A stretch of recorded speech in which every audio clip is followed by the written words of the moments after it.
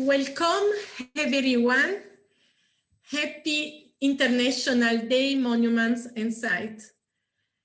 As a ICOMOS member, professor in Japan, Hatosei University, Vice President, Asian Cultural Landscape Association at ICOMOS Predico, and also Director of International Project in Reconnecting with Your Culture, I am very happy today to share with you this international seminar on a topic very complex but important for opening a new perspective and new vision on the cultural heritage.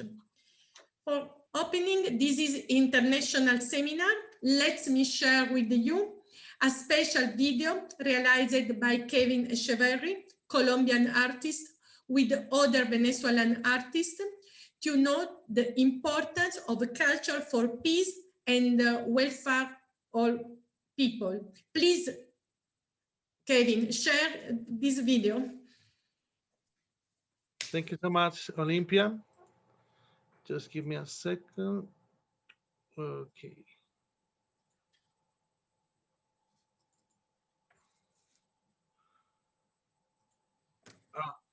Are you seeing my screen? Yeah. Yes. Okay.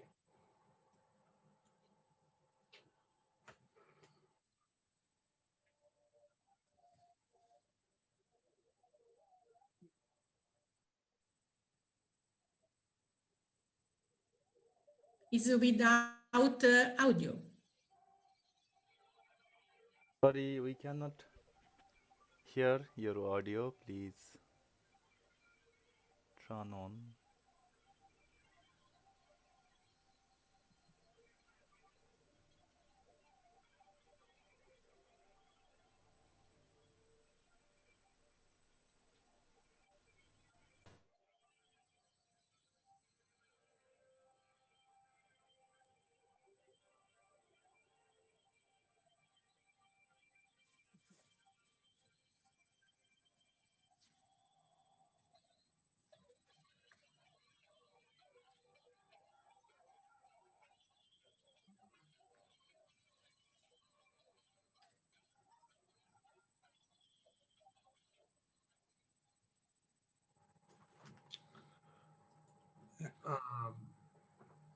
Okay, that was our surprise for you for today to celebrate this important day, the International Heritage Cultural Day. So we're so glad to can share with you this video work that I realized with I did with an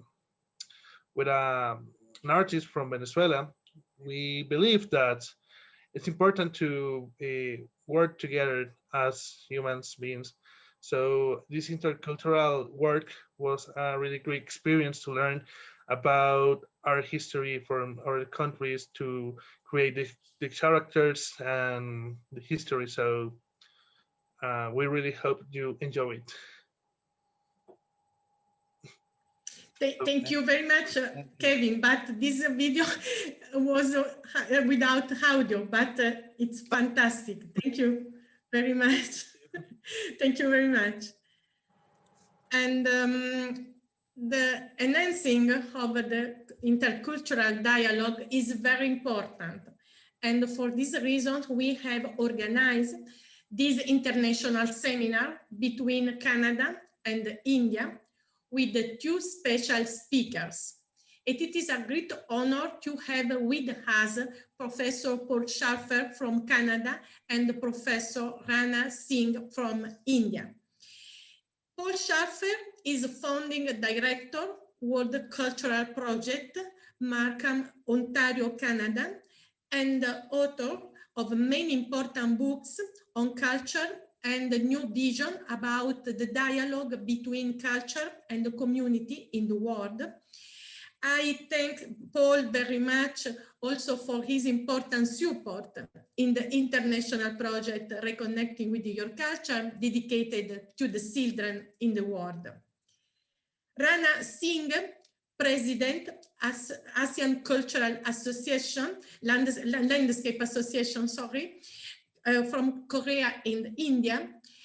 He lives in Varanasi in India, And he is also member with the main important international academies in the world. ICOMOS member, voting member at the International Scientific Committee, PRERICO, and the authors of many important books on cultural landscape, sacred sites, and cosmology.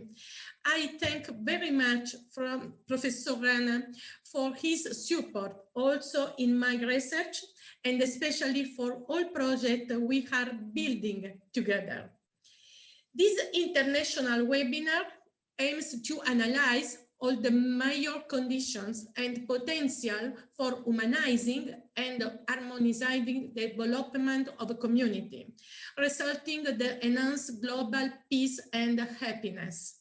Its purpose is to promote deeper understanding and mass awakening to realize and activate the individual dignity, cultural civility, and social responsibility through the path of shared cultures, shared heritage, shared responsibility. The art of co-sharing proposed that every person is able to research, understand, and communicate their cultural experience for the development of humanity. I think very much all very much all participants in this international seminar, my Japanese students, professors at my university, students in the world, all ICOMOS members, and joined in the international seminar, and all friends that today are celebrating this International Day monument and site in a different country and with important scientific events. Thank you so much, everyone. These seminars promote the intercultural dialogue, and for these reasons, your suggestions, questions, and comments are welcome. Please no hesitate to share your questions after this seminar. I propose you to listen our special speaker, and after to dedicate a good time for share our questions. Thank you so much and enjoy this seminar. Now I invite Paul Schaffer to open our international seminar. The title of his presentation is Culture as an Idea and a Reality, Crucial Learning Requirements for the Future. Thank you, Paul. Please. Thank you very much indeed, Olympia, for that kind introduction, and also for initiating this very important seminar on this very special day. And I'd like to congratulate you. I've been privileged to be able to work with you and Kevin and Alberto on reconnecting with your culture, which I've enjoyed immensely, and also to Professor Rana Singh for the contribution he's going to make later on, which I'm really looking forward to as well. I must say that I think it's wonderful that we have the opportunity today on this very special day to talk about the subjects that are very dear to our hearts as people that are working in the cultural field. When we think about the topic that Olympia has just mentioned, I think we can see that it's really special for two reasons.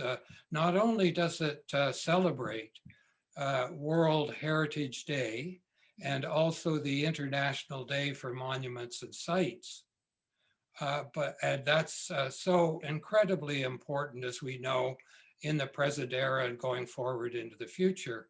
But this particular seminar is also designed to celebrate our own cultural heritage as people at institutions working in the cultural field who are deeply committed to culture and the development of cultures throughout the world, And this is our heritage as well, as being a very important part of the cultural heritage and landscape of humankind.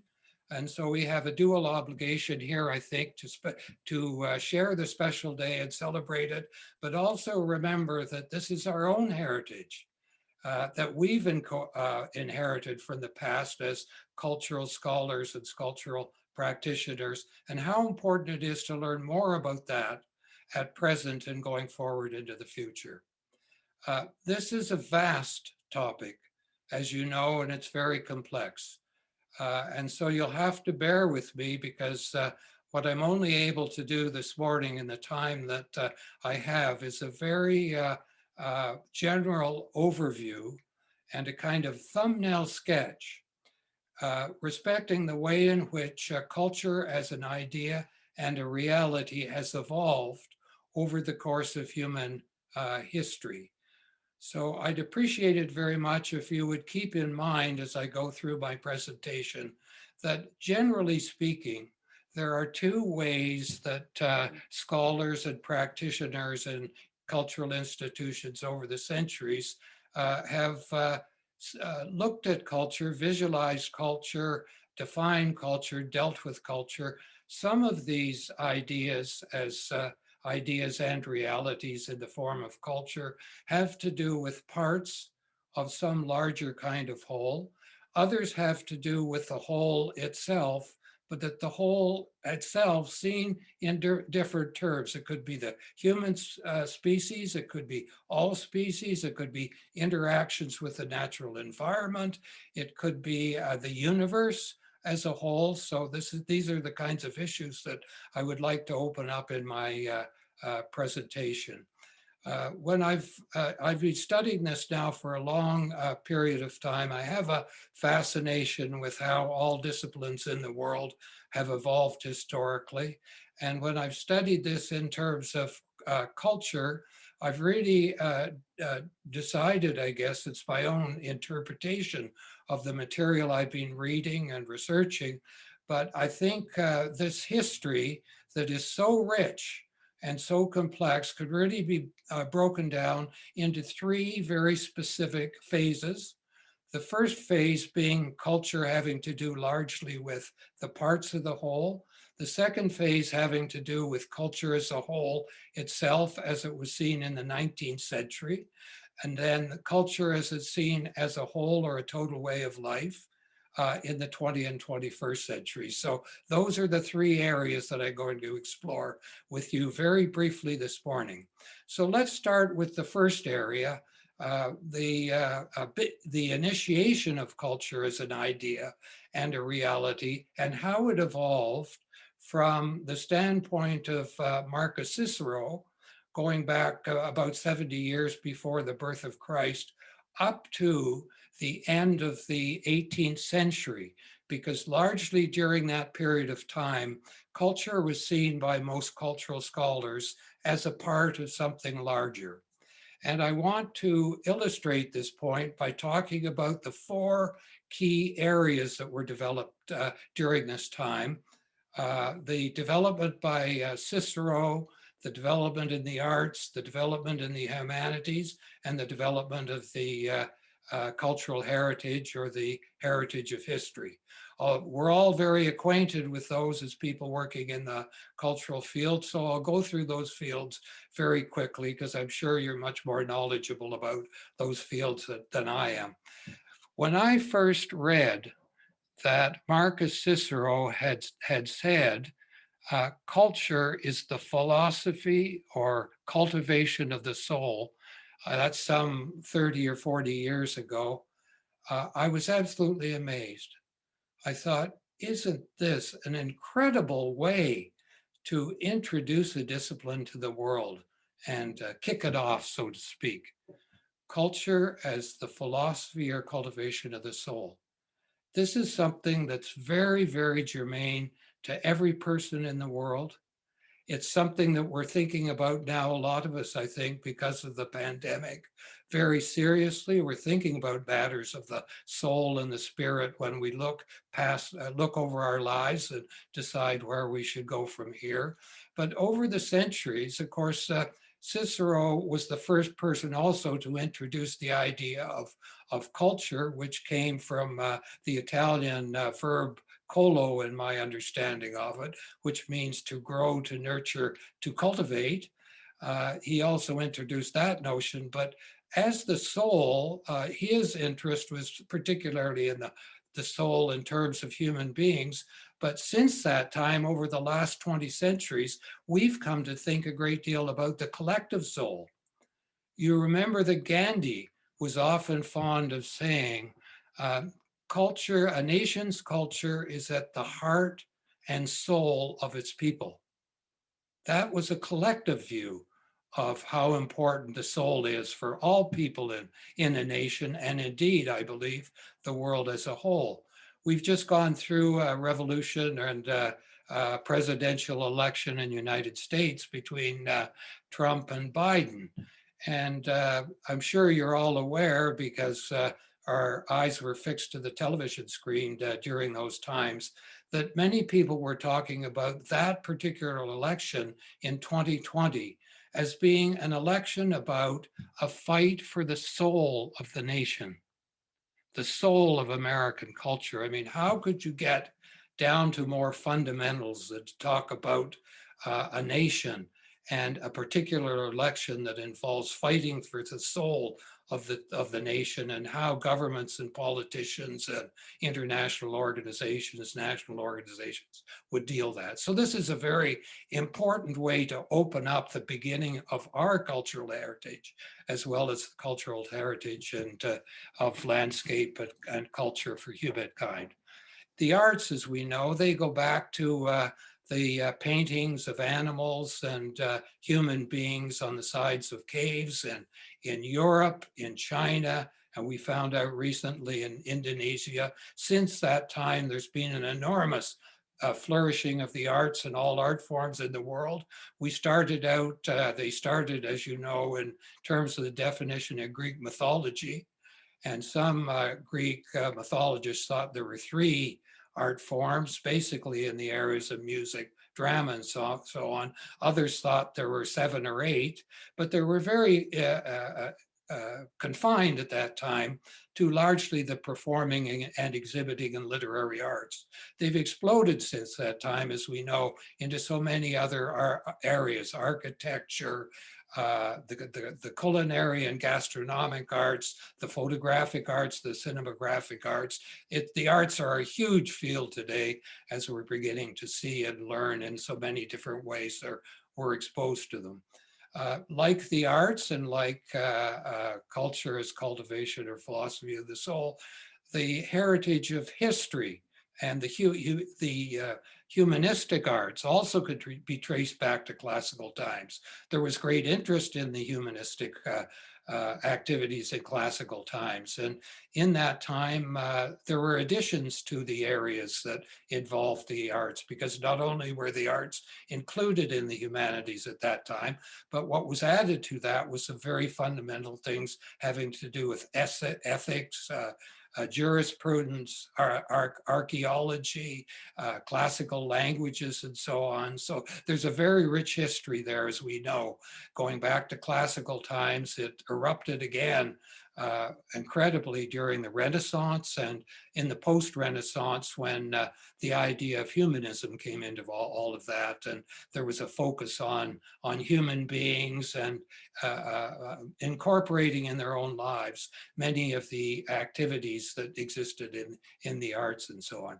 Finally, and thirdly, I want to mention that the cultural heritage of humankind, interest in it in a systematic way. It's been there from the beginning of history. I mean, as a civilization and a species, we've always been interested in tracing the past and developments that have taken place in the past. So it also can be we could go back to the ancient times and see peoples that are collecting information about their historical development. But in a more systematic sense, This really started in the 18th century with a couple of cultural scholars, Christopher Adlong, who was particularly interested, I think 1843, he wrote a book on the cultural history of the human species.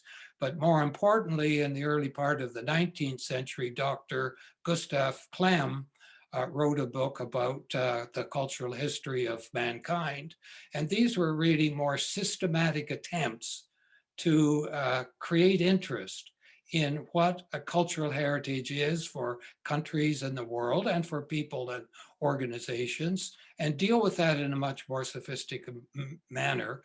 Not a great deal happened about that later on, but after the Second War, as we know, this particular area really exploded in the world, because this is when so much of the legislation and the activity by UNESCO and international heritage organizations came into existence, and we began to create the legislation that was necessary for the international creation of the World Heritage and natural and heritage, natural and cultural heritage in both its intangible and tangible terms, and now, of course, in actual and digital terms.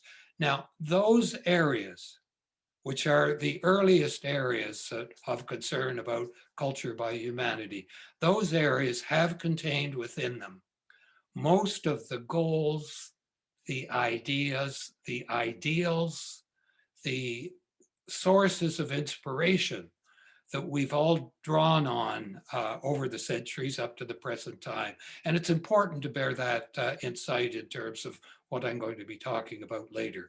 But this particular area, these four areas that I've mentioned, this is largely how culture is defined by and understood by most people, institutions, corporations, foundations, governments in the world. If you asked those institutions and people, what's culture? That's probably what you would get in return. Something to do with the arts, humanities, and the heritage, and possibly, if somebody delved into it more, the cultivation of the soul. So that's the first big block that is important for us to know about as people working in the cultural field. The second block is the 19th century. Some horrendous events of great importance for us occurred in the 19th century. The first one, and the most important one, was the appearance of anthropologists on the scene. And anthropologists in the 19th century, they started looking at the world, and they got very fascinated in, well, what are all these different things that are going on in different parts of the world? What are they really all about? And how important are they to us? And I think a driving force in anthropology at that time was there was a great fear that we're going to lose a lot of our past civilizations or knowledge about them if people didn't go into the world and record those societies and cultures and civilizations for posterity. So there was a real attempt. Anthropologists went throughout the world studying all sorts of different activities and developments that were taking place in countries. And interestingly, as I've found, they had words to describe all the specific parts in the people in those countries. They could describe those. They didn't have a word that would describe how people wove all those different activities together to create a whole or a total way of life. So the first big breakthrough in this different way of looking at culture came with Tyler, who some claim is the first anthropologist. In 1872, he defined culture formally as and civilizations too, for that matter, as the complex whole. This was the thing that brought everything together. And from his vision of culture, everything was included in that existed in societies. It wasn't only the arts or the humanities or the heritage. It was everyday activities. It was sports, recreation, earning a living, interacting as groups and individuals, working in the environment, etc. It was the whole ball of wax, as they sometimes say, which was anthropology and the complex whole. At the same time, this was the emergence, as you know, of sociology and sociologists in the field. And they had a very important role to play in all this. They didn't look at things so much in terms of culture and cultures, although they were totally aware of this. They were focused more on societies and social systems and how people were interacting and interrelating in social terms. And you have the founders of sociology like Auguste Comte and Karl Marx, Max Weber, and Emile Durkheim, a number of others. They were all looking at all these complex relationships that were going on between the different activities in society. And the good thing that came out of this, and it is a good thing, and I'd like to emphasize this, is that they began to realize something that we all know, and especially in the cultural field, the devil is in the details. You can look at cultures or societies in big terms, and you could say, yes, they share values, value systems, ideals, worldviews. Everybody would probably agree with that.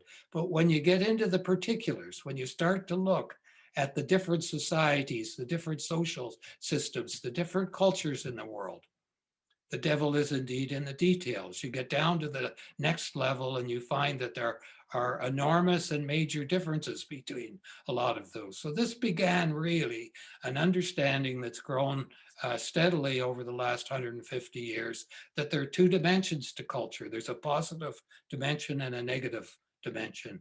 And we must take both those things into consideration going forward into the future.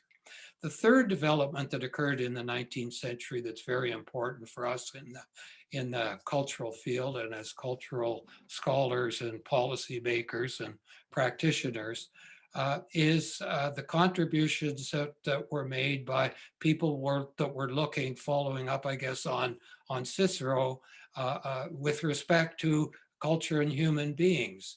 And we have some very good examples of that. Matthew Arnold, for example, he was called a cultural or social critic. He started to talk about the whole person, the whole person. And what was the whole person? The whole person for Arnold was the person who was able to take everything connected with the body and the mind, the spirit, the soul, the senses, the intellect, all the physical features of the body, again, on a much smaller and more intimate human scale, organize and arrange all these things together to create a harmonious whole. It was a great contribution at the early beginnings of psychology, and an even more important person in many ways, as you might find if you're interested in delving into this area, is the contribution that was made in South Africa by Jan Christian Smuts. He was the premier of South Africa, a prime minister. He was also the person that had a lot of difficulties with Gandhi, as you may know. And if you watch the great movie on Gandhi, you'll see where they erupted on many occasions, and he had to put Gandhi in prison several occasions for civil disobedience. But he was a great cultural scholar and philosopher, and he wrote at length about the role of culture in the development of the human personality. And he said we have to start a new discipline called personality. And that had to do with studying the whole person. And if you look at those two things, I think they had a very important role to play in the development of psychology as a discipline that comes later. So those developments are all important. Now I go to the last period, the period roughly from the end of the 19th century up to the present day. We've still had tremendous developments that have taken place in archaeology, in sociology and psychology. Those scholars in those fields and practitioners have gone into much more depth on the connections between culture and cultures and those areas. But now we seem to be starting into some new areas, and I think this is being driven in part by the environmental crisis, the movement behind it, and the crisis that we're all facing now in terms of once COVID-19 and the pandemics are dealt with, then we have another more difficult challenge to address and try and come to grips with after that, which is the environmental crisis. And what we have seen, now I want to talk about some important roles in the development of biology, of ecology, and of cosmology that bear on our particular field of interest and our heritage as cultural workers. What we're finding in of course, it goes back earlier than this, but what we're finding in the late part of the 20th century and throughout the 20th century into the 21st century is that there's been an explosion of research in biology. And biologists have become incredibly fascinated, not only with the cultures of human species, but also with the cultures of other species, particularly animals and plants. And when you begin to look at the way in which this research is escalating incredibly, it's just unbelievable. And what's coming out of this, of course, you know, the underlying foundation for this and why it's so important for us is that all species are part of they're living organisms. As such, they have a lot of the same features and practices and characteristics in common. And so the biologist's job, of course, is to, in large part, show where are the similarities and where are the differences.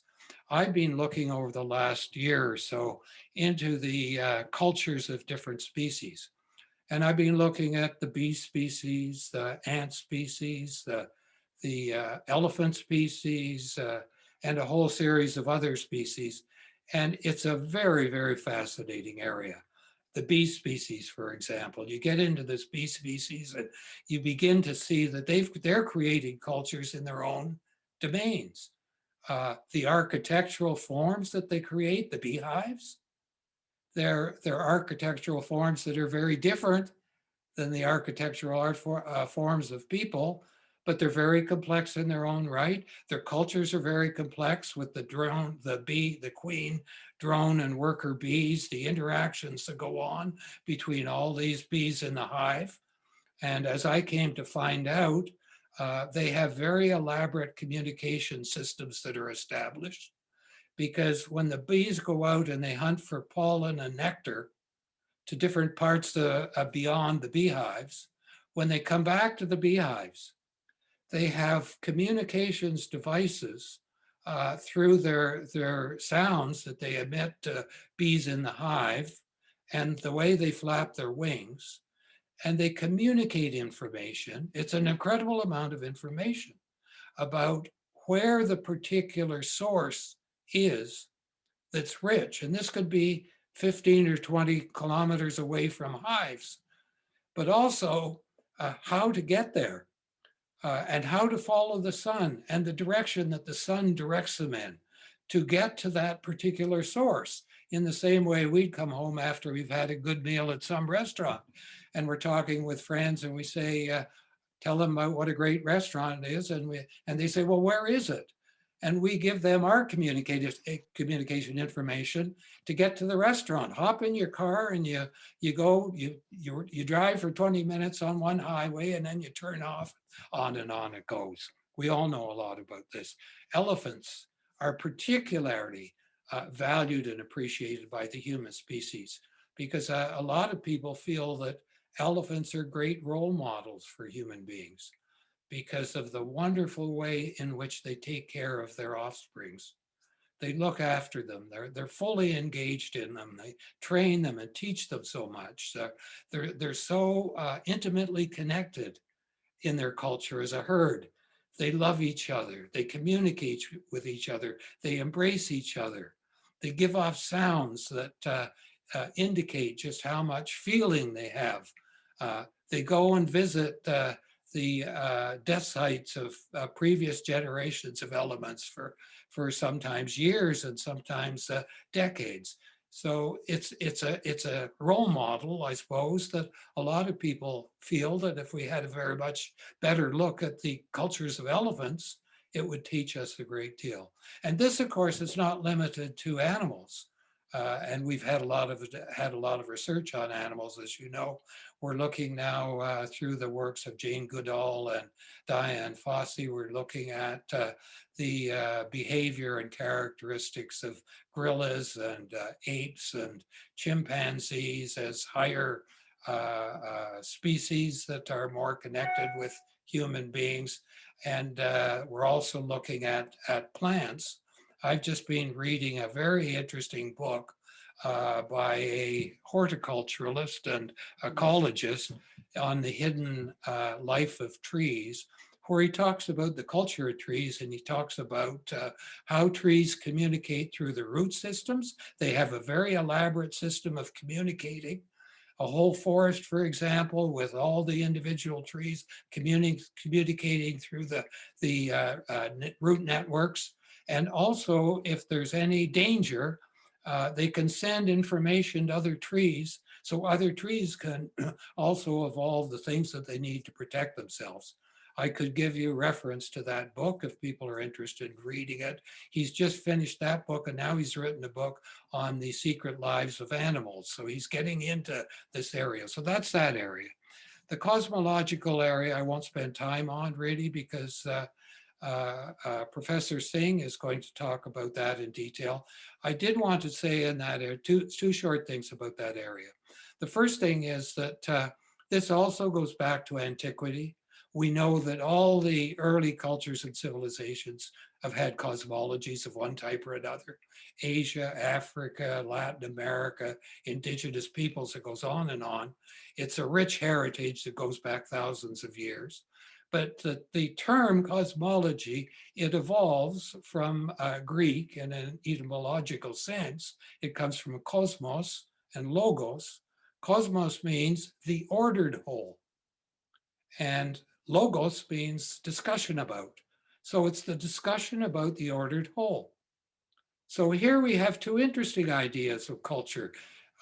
Tyler with his idea of the complex whole, and the cosmologist with the idea of the ordered whole. But the ordered whole in cosmology has a great deal to do not only with the idea of harmony and how you create harmony in order to get a beautiful ordered whole, but how those things could be linked to sustainable development and especially regenerative development, which is of very critical importance today. So that's a subject that's quite rich, and I'd like to mention later on the contributions that people like Joseph Campbell and Thomas Berry have made to cosmology, but I'll leave that to Professor Singh. Finally, there's the area of ecology. And ecology is, as we know, the interaction between all the individual species in the natural environment. A very interesting cultural scholar, Gregory Bateman, said something long ago that has been repeated quite often since, and that is that the big problem is in the world is the difference between the way human beings think and the way nature works. This is a man that was for at one time married to Margaret Mead, who's been one of my favorite anthropological scholars for a long period of time, and we could say a lot about her contributions. But that was a remarkable contribution. Now, these things, you know, they're more familiar in the academic domain, but they work their way into the bigger field. I found when I was researching this area of what I called the cosmological culture, that this idea of the cosmological culture started in Russia, where Russians got quite interested, probably because of the environmental revolution and the crisis and their response to it, and we started studying very much in the area of environmental culture. The Chinese heard about this, and they asked the Russians to send them some information on their research on this area. This is in the 1980s. And the Russians sent this area to China. Chinese didn't have a good, really word for culture. So when they had to translate this term, ecological culture, they translated it in their own language into ecological civilization. And ecological civilization, as we know, is being talked about a lot in selective circles throughout the world. But more than that, I should point out that the Russian government, with the full cooperation of the Communist Party in China, has made ecological civilization the driving force in its future development. The basis for its future development is ecological civilization. So these things do over time work their way into a whole series of different areas in society. We can say generally that the research and the writings that have gone on from the start of the 19th century to the present day aren't as well known, but they're nevertheless very important. And this brings me to a very brief summary of these three periods and a couple of final comments. The brief summary is that when we put all this together, culture is a very dynamic evolutionary idea. It's always changing and evolving to stay in tune with the developments that are taking place in the world.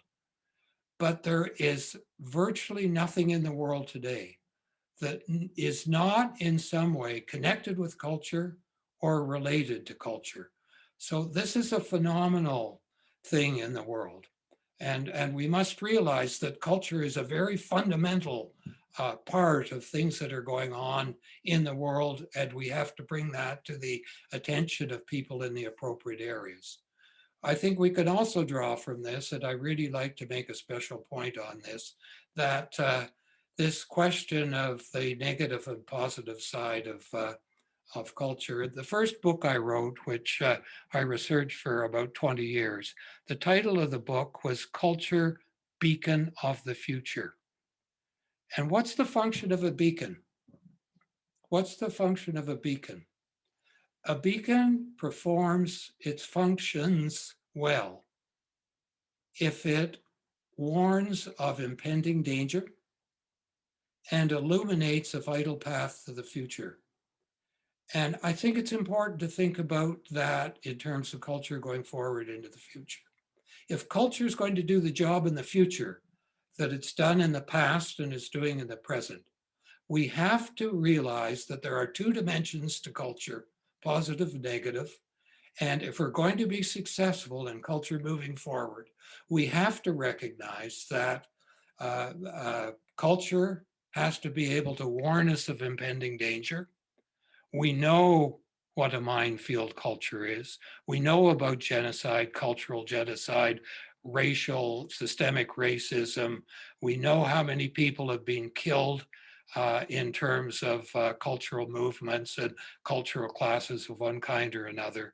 And obviously, and certainly when we talk about the International Day of Monuments and Sites, people working in that field know more about that than any of us do, because there are so many disastrous experiences in that field in the past and now at present. So that's the one side of culture, the one dimension. The other dimension, if culture is going to be important and central in the future, we're going to have to focus on culture providing us with a vital, viable, sustainable, and regenerative path in the future. Given that, what's going on in the world today? Well, this is my own take on it, and you may agree or disagree with it. My own take would be that what is going on is that the world is moving, largely because of the environmental crisis and other pandemics, is moving or shifting from culture as part of a larger whole to culture as the whole. And it's very important, and it's the whole in all those matters I mentioned, starting with anthropology and ending with cosmology. These things are all becoming much more important. And they're not generally known in the world today. They're known certainly very well by the people that are working in them, or maybe people that were working outside them, but they're not known to the point in international organizations and governmental institutions or corporations as well as they should be. And that's one of the challenges, I think, for people working in the cultural field like ourselves, is to make, because they're part of our heritage and a very important part, and we have to bring that to the fore. But what is going on in the world is that whether or not people recognize these things or not, things are starting to happen in the world that confirms that we are making this shift from culture as a part to culture as a whole. So what do we mean by that? I'm hearing virtually on a daily basis, corporations are talking about change the culture. Whether it's a small corporation or big corporation, it's time to change the culture. Big suppliers of goods and services are saying it's time to change the culture. Law firms are talking about changing the culture. Universities are talking about changing the culture. Everybody seems to be talking about the culture. And why are they talking about changing the culture? Because they know that we can't solve the problems that we're up against, regardless of whether it's the environmental crisis, unequal or inequitable distributions of income and wealth, conflicts between different races and systems, and on it goes. We can't solve those problems without recognizing that culture has a key role to play in this. And I think that's why so many people in the world have realized that we got to move into these more fundamental areas where you're changing and reorganizing and recreating structures rather than just tinkering with one or two little parts. One or two little parts aren't going to do the job.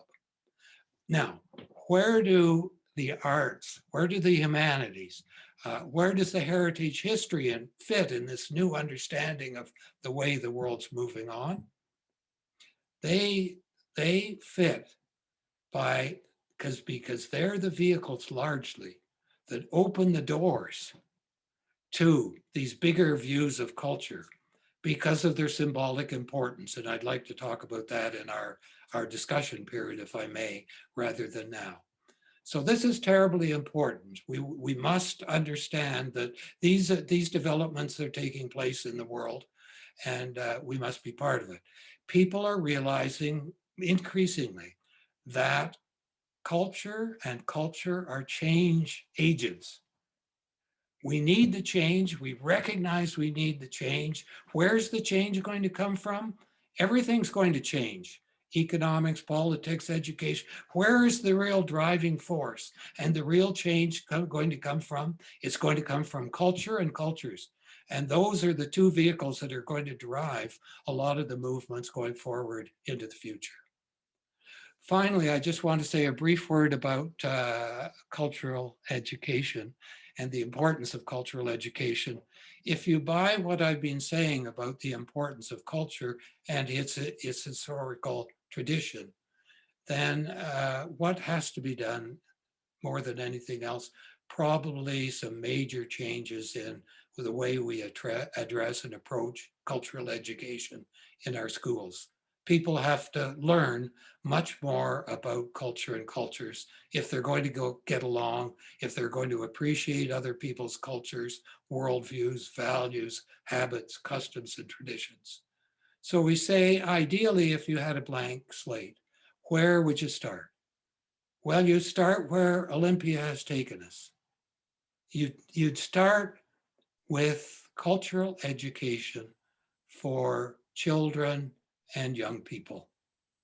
And what a marvelous development and initiative it is that through Olympia, through Kevin, through Alberto, and the people with us here today, and everybody involved in reconnecting with your culture, that this development is spreading rapidly throughout the world as a result of their wonderful ideas of how to do it and their organizational abilities.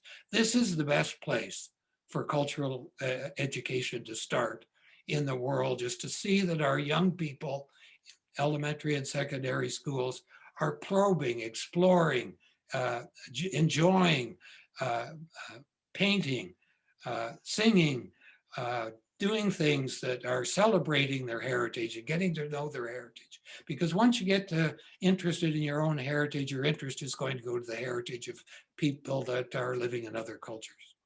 So we can learn a great deal about other people and other cultures through these developments that take place in education. As we build up from that level, then when you get to the post-secondary and higher upper educational levels, there, of course, these developments have to take place in terms of interdisciplinary studies. But interdisciplinary studies in the kind of background and history that I've been talking about here, because culture appears in so many different disciplines. And we're going to have very effective interdisciplinary studies in the future that bring all these areas together: anthropology, sociology, psychology, ecology, biology, cosmology, and so on.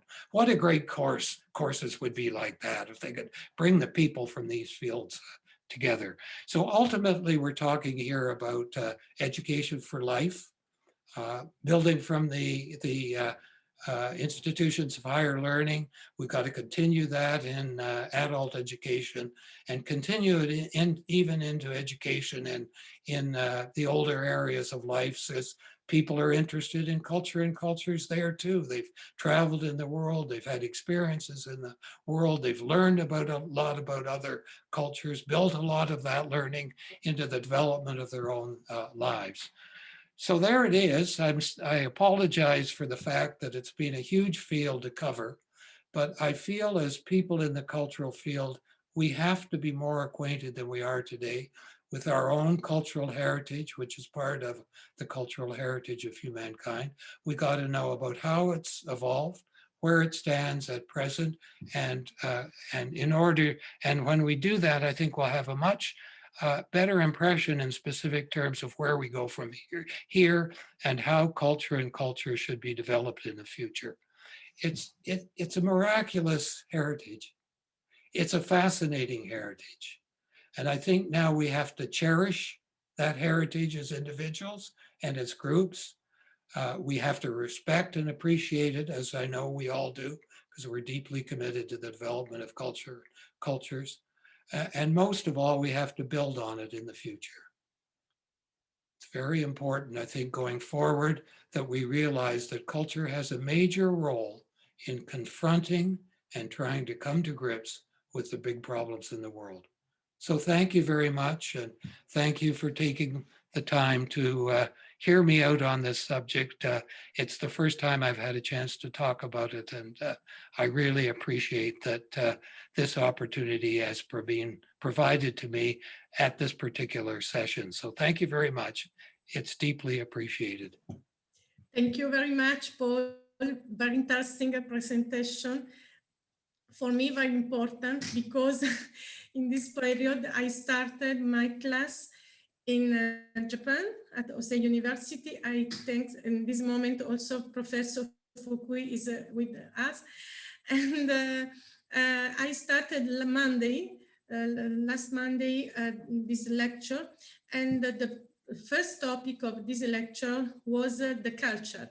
And I received in these days many messages from the students, and I am very happy, because I understood the very local value of this means of the culture. And I think very much, I think this topic is very important for the future, and also to plan a better world. For these reasons, born last year, the project Reconnecting with Your Culture. And in this period, the last year, also we started another interesting research also with Professor Rana. And in June, we published a book about transcultural heritage, transcultural dialogue, transcultural diplomacy. And your presentation opens this concept about also transcultural culture in the world and the importance of the dialogue on the culture from different vision, from different perspectives, no? And I thank you very much. Thank you very much. And now I introduce Professor Rana Singh from India, President ASEAN Cultural Landscape Association, and with an interesting presentation. The title of this presentation is Cosmos and Shared Wisdom, Cultural Landscapes of India as a Repertory of National Identity and ASEAN Interconnected. Thank you, Rana. Please share your presentation. So let me share the screen. Yeah, where is this?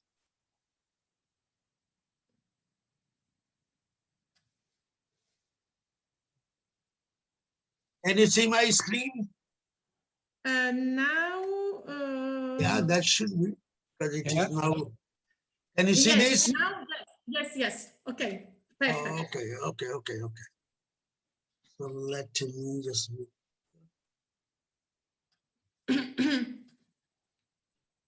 Yeah, okay. Okay, just to starting, and here is about 8 o'clock p.m. 8 o'clock PM, and I So, think 10 not o'clock to say in good Canada, night, I but don't know. just to prepare for the good night. So this may be not good food, what I am going to present to you. This may be a little bit sometimes salty, sometimes sweet, sometimes chili, and because the platform was made by the great cultural master Paul Schaeffer. Okay, he's really Paul. Paul means, in our language, Paul means making platform. So thank you very much for giving this opportunity, and a special thanks to Olympia and her team for making all these things. So culture making idea and the reality, the consideration, conscience, and then to say something. So this is a good occasion. So before I can say anything, so my namaste to everybody, and all type of gratitude, and especially to Paul for making the platform where we are going to meet from the two sides of the reality. And that side is going to be morning, here is going to be the late evening. Okay, so let me start with, so one point I have to say, it is nothing like a well-organized lecture, like what Paul said. So the only one sentence I can add, that I have tried my best, whatever my capacity is, to take flowers from different gardens, then trying to put in a small pot, or you can say whole, W-H-O-L-E, whole of culture, and then it is up to you that how you are going to enjoy it, and then co-share that enjoyment with all of us. So this is just so you can say a broad perspective to see like this. So can you see my cursor? Yeah. I am moving the cursor. Can you see this? Yes. Yeah, Yes. okay, that's good. Then very good. It's Very good. good. So you can see in the right-hand side, the two pilgrims. I was performing Shikoku pilgrimage, and my good friend, and who is also a priest and distinguished professor of Indian philosophy and metaphysics at Tokyo, so we both performing this. Here is a very simple thing. This saying is this, that if you want to understand other culture, don't just follow the anthropological method of participatory observation. Now, be that. It is more than that. Exactly in that. And try to understand the language of love, language of deep understanding. So just to give you an example, how I have been dressed in spite of all the trouble and cold, and then doing like this. So just giving you an idea. And that's why we call it a shared wisdom. So many of the ideas, whatever I am going to present, you already find in a different context, in a beautiful manner, Paul has narrated. So it is just like I am taking so many flowers invisibly or visibly or something like that, in that way. So thank you very much. So let me just say some of the conceptual framework. Concept of multifunctionality of cultural landscape can help in envisioning landscape across rural, urban, divides in sustainable and integrated way, characterized by wholeness and eco-spirituality. That term we are using, later on you'll find it easy, this time maybe too heavy, that developed in the cultural history of landscape.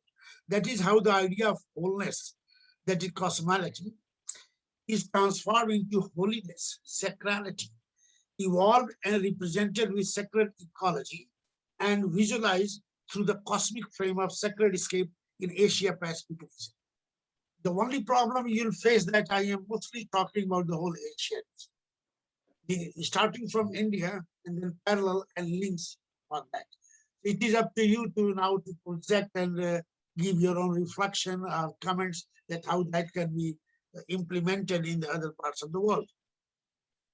In this era of cybernetics, it becomes a global concern to understand and re-reveal the grounds of shared wisdom among various cultures, wherein in spite of all the changes, the inherent roots and instinctive spirits are still lie in their roots. Of course, sometimes invisible. So just taking the idea of how to this.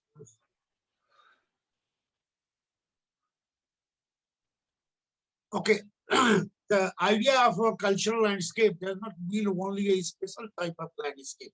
Instead, it reflects upon the way of saying, what we call in a more technical way, clairvoyance, landscape and associated attributes that emphasizes the interaction between human beings and nature over time. How to see this?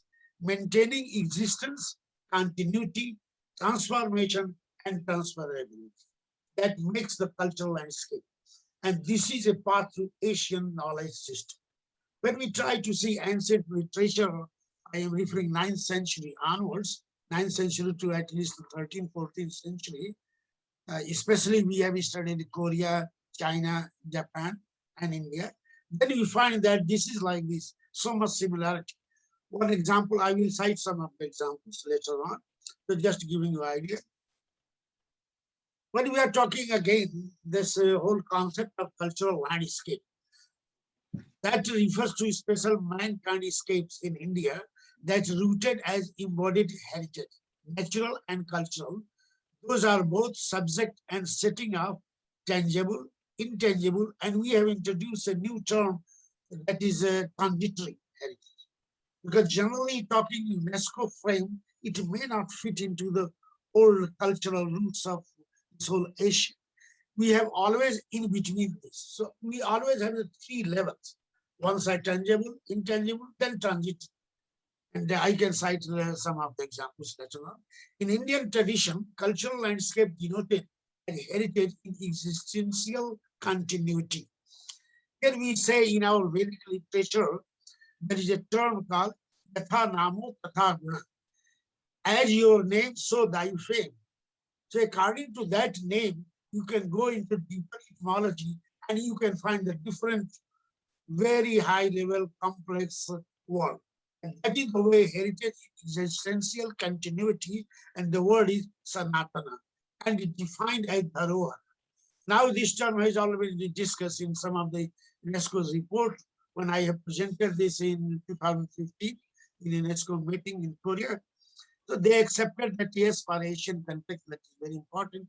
Which is derived from the mother earth Dhara and endure of identity through time, Ihara, and that's why joined together that is Dharohara. That is how it is explained in terms of roots. So these terms, these red terms, you can see this is from the ancient Vedic literature, at least 1000 BCE. And identity, Asmita, a framework of continuity, of interconnectedness, and a personality of the culture. And this way you can say that Asian knowledge system has created this ancient thought. This is the classical way how the culture was defined and landscape was linked by the great master of landscape architecture or geography to be defined as a landscape science by Carl Austin South, 1925. Then again reprinted several times in collection that in 1963. The cultural landscape is fashioned from a natural landscape by a cultural group. Culture is the agent, what rightly already Paul has also mentioned this. Culture is the agent, the natural area, the medium, the cultural landscape is the result, the product, final product. So you see in the lower side that is started, culture, time, natural landscape, and all these different attributes, population density, etc., all together going to combine together, and then the result is coming like cultural landscape. And that's why famous saying of Carl Sauer is, geography is the study of cultural landscape. Very simple way he tried to say it. So cultural landscape are literally an imprint of human history. Again, the similar term has been emphasized by Paul. In Indian context, when we try to say it, then we add a little bit. This is modified based on Carl Sauer. We put here, when I say Indian, it does not mean only India. I am linking that because we have very strong links since 6th century AD to 12th century AD, the whole country route. I will show you the map. So when I say Indian, it means not only Indian, but taking the Indian cosmological frame, linking from Korea, coming up to India. Okay. So all these people, whatever they are forming, depend on as to how these distinctive beliefs come to dominate transformation to the landscape.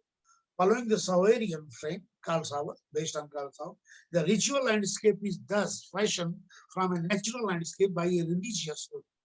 Here again, whenever you say in English religious, that you link with the Greek philosophy of universe. But there is no other term. Better term in our context is dharma. And dharma to be defined in a way that when you feel that whole earth is mother, we all are children, if you behave like this, that is the dharma. In this way, that term is used in our context in classical literature. But anyway, for popular way in English, we always say it religious, where religious rituals serve as agent, the natural area is the medium, and the ritual landscape is the result. So whenever we talk in our context, we generally say that all these cultural landscapes are the same, like a ritual landscape. Everything is going to be through some ritual, going to survive, going to maintain, going to protect, and then enjoying human life like that. This is another context to see that how the whole life cycle, a life philosophy, life world, but again, Paul has mentioned how in Indian context, pure Indian philosophy, that is going to be practiced. So the most important thing at the core is belief system, and you can see the two levels, the upper and lower. Lower complexity, how it is complex. The upper is how it is going to see in terms of space or place, or you can say wider territorial context. So you see that in lower side, sacralization, everything is sacred in our philosophy and in practice. Even the wall, you can put the red spot and that became a god. So sometimes you can say superstition, but other side, when you again try to use Paul's terminology or explanation, wholeness. This is whole, W-H-O-L, whole complex coming in a microcosmic way. So local taboos, social formation, cultural perspective, and then it comes to the ecological norms. The upper side you can go, then it starts from the individuals, then you come to kin, clan, family level, then to village level and regional level, and all together you see linked together, and that is, you can say, big cultural complex or whole, that the whole life is going on. That is wonderfully represented here with the two diagrams. You see the map of India. So many natural and cultural symbols all cut together to make the map of India. So at the end of this lecture, I will show you what is India. Everything is mixed together, what to say. This is represented in a wonderful, this art, you can say, this is a conch shell, and all this design made. At the center, you find a god, that is a Lord Krishna, preaching with 1,008 heads, and then so many hands. all the creator and the whole world linked together. And the moment human beings play, just blowing here, and then the sound is start coming, wah, wah, wah, wah, wah, wah, wah, wah, wah, wah, like this. And that says the whole world here with the sound phenomena linked together. So that is the basic philosophy and practice together. Following the Rig Vedic tradition, and the most commonly used, most popularly used by majority of Hindus, the sacred words of ritual. So I have taken one example from the classical text just to compare this whole structure, how it is developed. That is the psychological dimension and the ritual dimension. The word has been bhuva, bhurvava, swa. That is coming to about 2000 BCE. This is not my date. This is the date given mostly by German Indologists. So that say bhu, earth, terrestrial, bhuva, atmosphere, middle, then swa, sky or heaven. And that is parallel, describe that what it denotes, what it correlates with Jagrata, the bhu means Jagrata, awakened, bhuva, dream, and then swa, sleep, the three stages of mind, body, how human being become. And then state of consciousness, parallel, active, imagery, lived. Sexual organs, heart, brains, speech, mind, brain. Now you can relate all this.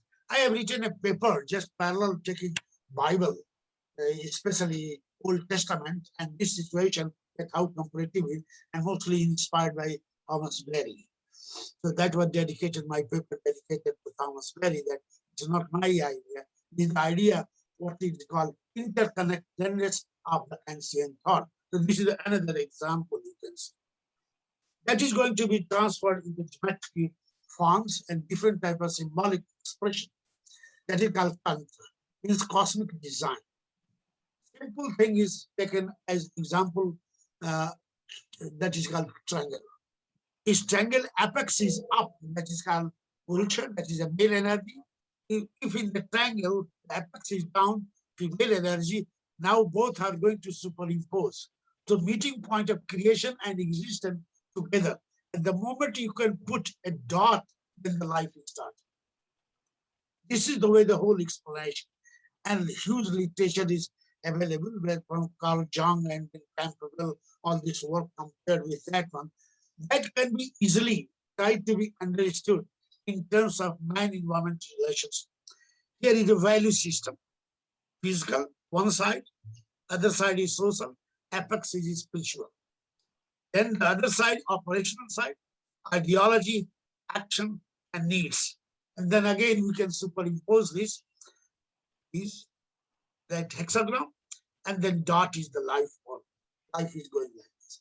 This is a very common metaphysical explanation with the geometrical perspective of the different models, what we find in the East Asian tradition. That you can say in yoga system also now, we are celebrating yoga day, etc. So something like that.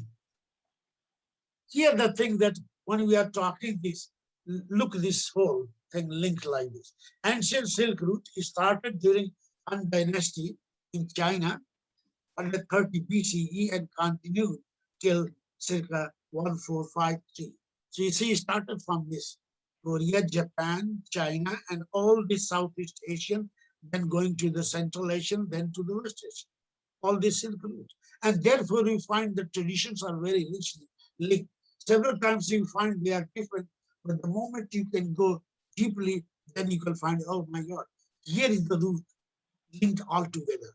Therefore, we call that now, thanks to UNESCO, that they have now taken this ancient Silk Route, at least this upper portion like this, that is a part of now UNESCO heritage, and a lot of work going on to see the roots, how they are linked in terms of culture.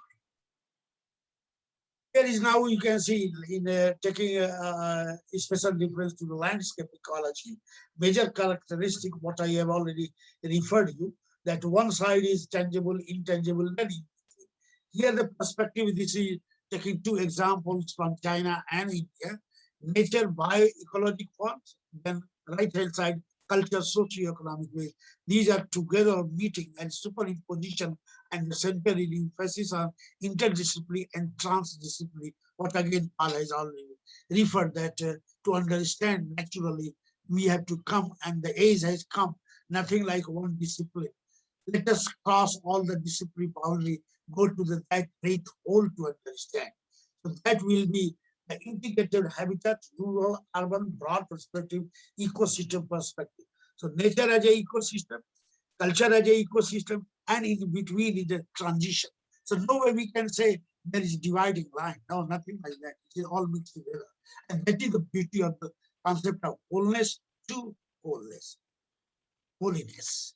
H-O-L-I, holiness, sacrality, spirituality, something like that. What they always talk about. Here are what I have referred two models.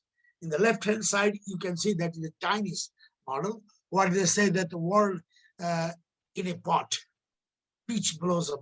This is the way the description is going on in Han Dynasty and later on tradition. And then they said that how this Chinese whole, like you have seen feng shui or feng shui, okay, feng shui. This tradition linked together with the three, Japan, Korea, and China, and also linked to the India. So that can be based on also Chen and Wu work. And then I compared similar, the right-hand side, you can see similar model, that is symbolic model, what you say, Kumbh. They are saying that here you work as a pot model, and the similar tradition describing the Kumbh, this big pot having a sacred water. And from the water, the life is started, and whatever reflected, that is the built structure in nature, that is called Indian cultural landscape. Here they are saying that here is a philosophy, unity with man and nature, and then in Indian context, that is called dharma, moral ethics, unity of man and nature, prakritya purusha here. When they are saying the guiding principle based on the 5 elements, the same 5 elements described in Indian context, so that is called Rita. Rita means cosmic order based on the 5 gross elements theory. What we are talking about the feng shui, we are also having the comparative relations like that. So the idea of this whole thing, what we are giving, showing that management of sacred site should consider all values and stakeholders involved. Therefore, it is necessary to acknowledge that in this world, where many different worldviews coexist, each worldview may have its own hierarchy of values. Within these worldviews, different traditional cosmological sciences have evolved over time, often in harmony with nature, and many of which are still alive in different regions around the world, but relatively more visually and actively in Oriental Asia. How they are going to practice, like the garden system you can find in China, in Japan, in Korea, and in Cambodia, very similar to that.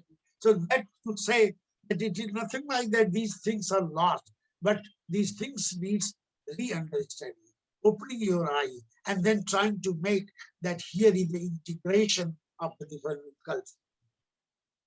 In the perspective, this is based on the famous architect from Greece, Doxiadis. Doxiadis tried to put that when you are talking about any settlement, how it is grown. So let us have some basic principle. And that principle can be used in broad context for different parts of the world. This he has done like this. This is a little bit modified according to our situation. That if you see broader region, maybe just like you can say aerial photograph, or you are going by the plane and taking a picture. Homogeneous part, central part, circularity part, special part. Then now we have taken a very small area like a village or a small built-up area. Then you can find that the parts are the same. The attributes have changed. The representation have changed. Here the fields, built-up area and central part, circularity road, and then you have come only the central part. Just you have tried to expand in geometry, and then you found houses, streets, shops, school, or temple, something like that.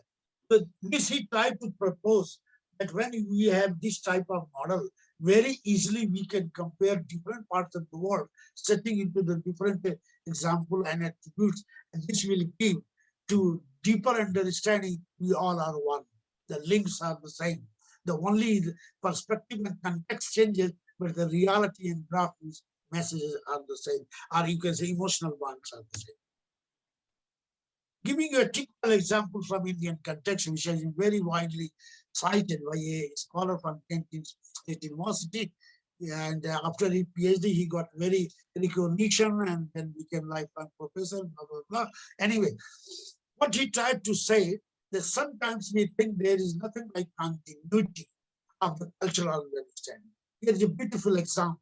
See the map of India here, the small map of India A, and there are 12 spots that is called Lord Shiva, who is generally in English wrongly defined as a god of destruction. Okay, nowhere in the Sanskrit text Shiva is defined as god of destruction. Sorry to say, and thanks to Friedrich of Capra, such great physicist who has explained full chapter in his famous book Tao of Physics. Shiva is a cosmic dancer who, with the light phenomena, giving life to the world. And that's why we have the 12 months, 12 zodiacs, and 12 such ancient temples. History goes to 900 to 1000 BC, which is well described, and that is a part of the life tradition. We have special train services, pilgrimage journey that were legalized during colonial period by British, and it's still going on. But it is not possible for everybody coming from Italy or coming from Canada just to do this journey. This will take at least 50 days. And you also know that Indian trains never run on time. So no way you can fix program. This had been realized in the ancient past. And by the 8th century, just you can go to left, and my cursor is, all these had been replicated in the miniature form by 8th century AD. Okay.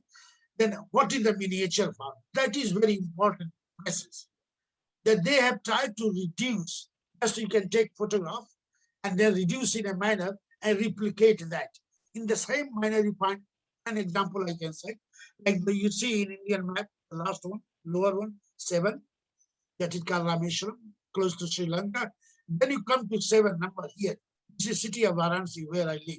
That is considered to be the most holy and complex city also in India.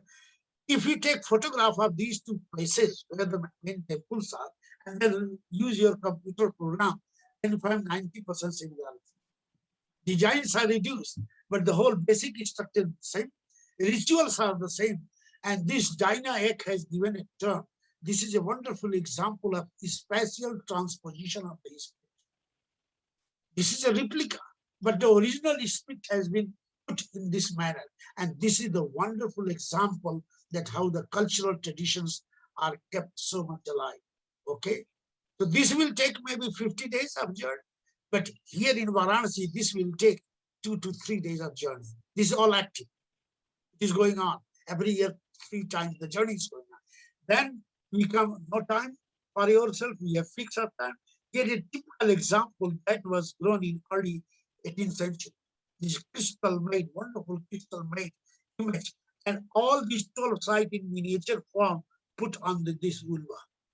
This will take 2 hours. So 2 hours, 3 days, 50 days. So we call it a system. The India frame is microcosmos, Varanasi holy city, mesocosmos. Here is a microcosmos. So we want to discuss these things so that we can see that the culture have been always been the whole of the cosmos. It is in what context and perspective we are going to deal. This is a typical example from Varanasi. Okay, mostly based on International Union of Conservation of Nature.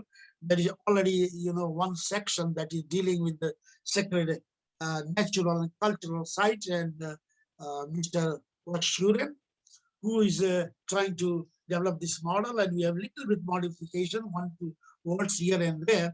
We have put in Indian context, and we find, oh my goodness, this is well fitting into the same tradition what we have. So local knowledge, management system, institutional, worldview, cosmovision. We started from the individual being, what I have shown the Indian model. So this is transcendental introduction from the natural world, and the cover up is spirituality. The way people perceive nature depends on culturally defined value and belief system that form an important, often intergenerational source of information. That is the way. Another perspective based on the same project report, and we have published in one of the UNESCO is sponsored such publication, what to be done for the future perspective. So this is called sacred religious sites at the center. When we say religious, don't try to be dogmatic. It's the same idea of the deeper understanding of wholeness. That is the thing. So natural world, what we have then human world, and the upper side is spiritual world. So with the interaction, we find here a symbolic value between these two, religious value, conservational value. This is the way now things are going to be applied. When Olympic that report in 2013.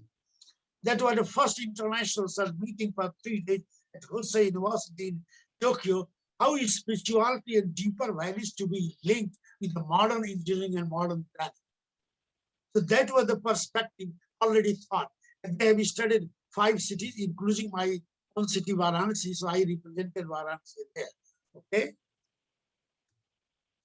Now coming to the old classical system, how the whole history of understanding culture and interpretation, what very clearly in terms of historical analysis, Paul has already put this. I am putting through the sketch the same thing in a different way, but the ideas are the same what Paul has discussed. So that is started, first he started, you all know that Harlem built that how the future will be sustainable concept has been introduced in 1987.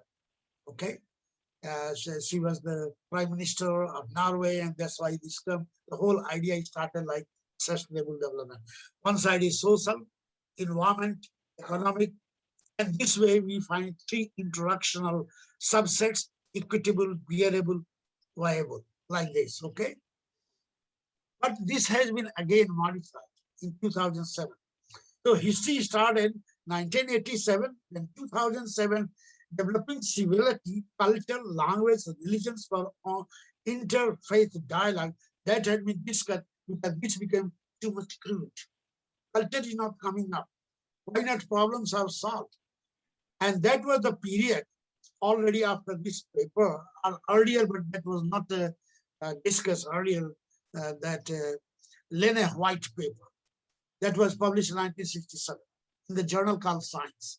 And the main conclusion is like this: all the problems generate from the mind, solution will come from the mind. Develop that culture, the world. That was the message of that paper, written by a historian, published in a scientific journal, and that became very controversial. But nowadays, people say, oh, that is the master approach to understand. Okay, after that, what happened? Look here, where we are now. So he started from 1987 with a little bit addition, 2007, that look, culture should also be, it is not only economy, environment, and society, but culture is also an attribute. And later on, what was now, culture is not an attribute, culture is the core. It is nothing like attribute. Culture is the core for any development, so that it came at the center. Okay, that was 2007. Now 2015 December is gone. Culture is the cover-up. The society, environment, and the economy, all that is controlled by that cultural system. So that culture, here comes that idea in a more practical way, culture as a whole, WHOL. Here comes the sense, culture is cosmology. Culture is complex whole, what already earlier long back by some scholars, I am missing the name anyway. So he has tried to discuss like this. So now it says that this arrow shows that how that ever-changing dynamics of culture and sustainable development come here. And now really that is the important issue, but we have to understand how the roots started. Where is, how is, where to go. Let me put here, I have time, okay, 20 minutes time more. There is a, where this is a little bit away from here, we call it Cape of that in between something something light material.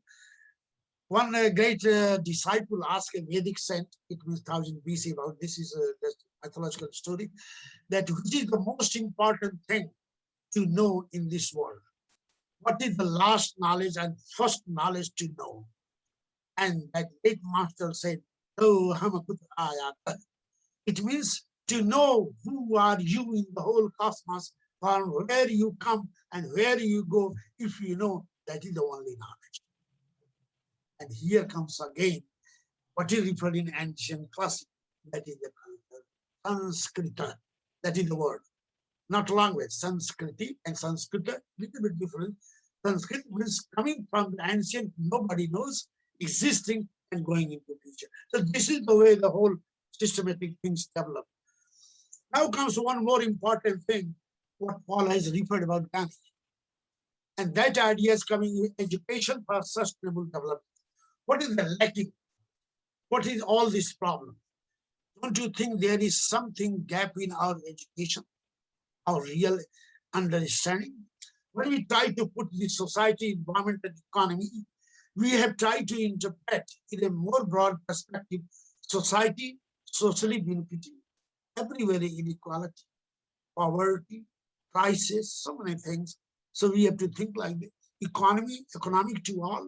It is not richer become richer, poor becoming poorer. This is the way it is going on. All that economic theory you can see. Environment, we talk a lot, eco-friendly befitting. How to do that? So that idea already started being under UNESCO, this educational system program. This was the base, and then what happened, you can see like this. Here is the Gandhian approach. What Gandhi used to say, that society, economy, and environment, they are linked together. All human values govern the action of human being. If the value system is not going to control, then nothing is going to be balanced and interlinked life. For that, what he used to say, spirituality also help us have a compassionate view of nature. Gandhi's idea of self-realization. See that S is capital, always used by me. And Ernest Nas, great master of deep ecology and disciple of Gandhi, who has already written a full book on that issue, that what he has received living for 5 years under the footprints of Gandhi in his ashram when he was young. So self-realization is an issue of human value that governs the actions of human beings, which should make a balanced interconnection between society, economy, and the environment. If this will be misbalanced, man has to suffer by natural causes. So maybe this pandemic, we don't know, but something is like this. Knowing this, the development becomes a moral imperative. Development does not mean only GDP. This is also a moral imperative. That was the Gandhian frame. We talked about that. Okay. And then later on, that was Ahmedabad Declaration, United Nations Decade for Education for Sustainable Development. There it had been talked education, that is Gandhi's saying, education for life, education to life, education throughout life. And education of what? To understand the same moral values and awaken yourself to practice that moral value. We firmly believe that a key to sustainable development is the empowerment of all people according to the principles of equity and social justice, and that a key to such empowerment is action-oriented education. So that was the thing, that while examining our own lifestyle and our willingness to model and advance sustainability in our community, we plead to share our diverse experience and collective knowledge to redefine the vision of sustainability while continually expanding its practice. Through our action, we will add sustenance and vigor to the United Nations Development Decade of Education and Sustainable Development process. We are optimistic that the objectives of decade will be realized and move forward from Ahmedabad in a spirit of urgency, commitment, hope, and enthusiasm. Sorry to say that already this was declared in 2005, concluded in 2015, the decade passed. What happened, we don't know. We know that that is not the real situation. We have not achieved that one. There are so many complex situations. So that is another perspective when Paul was referring that how culture many times misrepresented or not really represented are somehow in a different context represented in more negative manner, and that's why the whole crisis is coming. So that also we have to, just like a doctor, you have to diagnose all this problem and then try to say, here is a prescription. It is nothing like suddenly you say you do like this, you do like this. Who are you to say this? The most important thing is diagnostic. That is the way. Okay. When we are talking about that new awakening, here is a new awakening started. Of course, history goes long back, but especially 2013, that became very active. Big history movement. That there is something big gap that we are not understanding who we are from where we are. That is lacking in our cultural understanding of the knowledge. And that is nothing like new. So I have cited few figures that goes to Alexander von Humboldt, who is talking long back when his book in Cosmos, 3 volumes Cosmos, that look, most important thing is to come in a humanistic way. There is nothing like a simple way, but it is a deeper understanding. Now, Carl Sagan, the famous man of all the series on Cosmos, film, etc., then International Big History Association formed, then Barry Roberts came, and then 3 books came like this, and even Bill Gates now entered. He has given billions of dollars that type of education system to be developed. So this is another perspective, the cultural revolution, to understand the grassroots reality of human evolution. Here is, now I'm coming close by, just to say that, look, all this is sacred. Thomas Berry's great contribution was only one word one can see: to understand and to practice sacred art.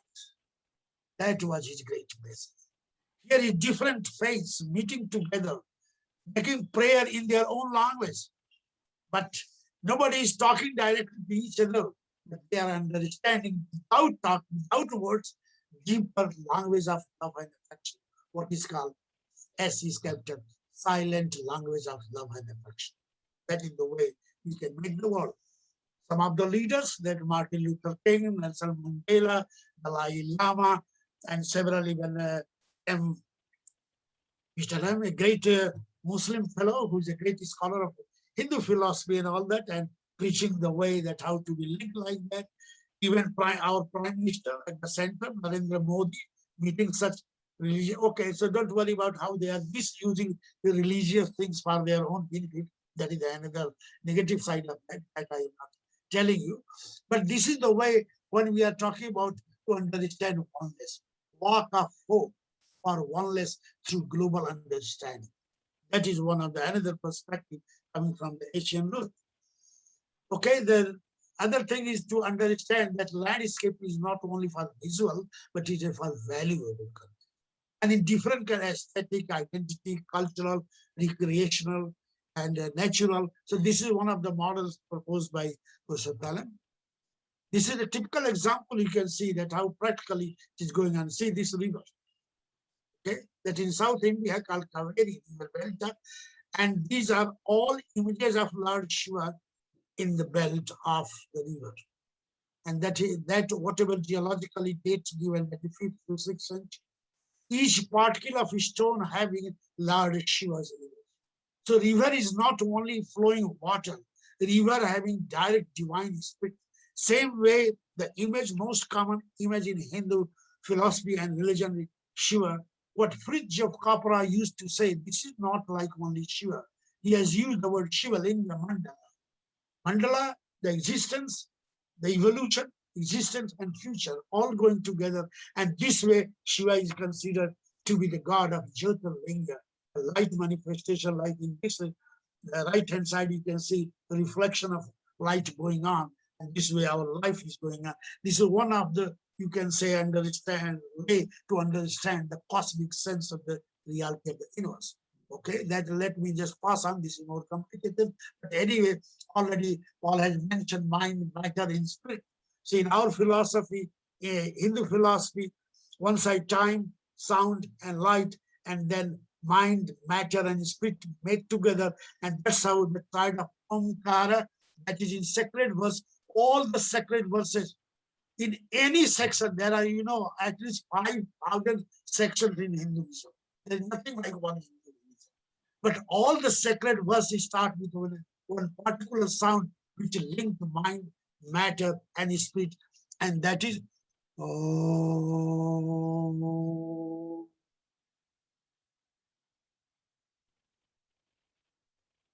Okay, this is the way. So let me cite one example, to whom I can take as example, just for funny matter, for Olympia or Paul. Okay, to whom I can take an example, Olympia or Paul? Let me know. Rana, Yeah. thank you so much, but there is an interesting questions in the chat. Okay. So let me complete. Okay. This is another example how whole India is considered as a mother. Okay, and that 2-3 minutes, Okay. then I will complete. Okay. Okay. Are you watching? Are you watching? Continue. Okay. Absolutely. This is completely now when we have done the modern GPS high resolution. That was the project of National Science Foundation, Washington, D.C. for 6 years. We have worked under the NASA program, that how this whole modern scientific method to be used to understand the cultural centers and norms. This is a typical example, you see. Exactly the same latitude, longitude and same latitude like this, and all the 51 centers related to goddess distributed like this. This is a wonderful example of using modern scientific method and then trying to understand the ancient classical way. This is another typical example. These are very highly sophisticated GPS resolution map. There's nothing like this yet. So these are the things just to say that when we are using the modern scientific way and ancient, we meet together to have a deeper understanding of the cultural landscape. Okay. With another perspective, we have done this work in Khajuraho, which is mostly propagated as a center for erotic symbols and erotic images. But when we come with the deeper cosmological interpretation based on the scientific thing, the ranges like this. Okay. So time is short, only 3 minutes now. So let me quickly pass on. Even the river itself is never considered in this cultural context. They are considered as the mother liquid energy of the mother, and therefore when we say Ganges, what we call in Ganges, this is wrongly used in the Western world, and that's why the whole name is completely distorted. The word is Gangaji. Gangaji means river, Ganga, holy river as mother. And 5 rivers all over India, they are considered as a part of Ganga. And therefore the whole India is also, fictitious name in Western term. The real word is Bharat. Even legally Bharat, but India is funny country. Anyway, so this is the whole India is considered as the mother India. And this is unique, only one piece in the whole world.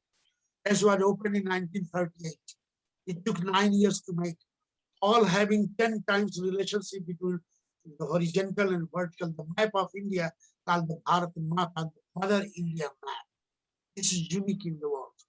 That this is split, what Tom Berry always used to say, that we have to awaken that is split of understanding our mother Prithvi, Mother Earth. This is a wonderful example to understand. Okay, that in 9th century, the same thing depicted how Ganga is coming.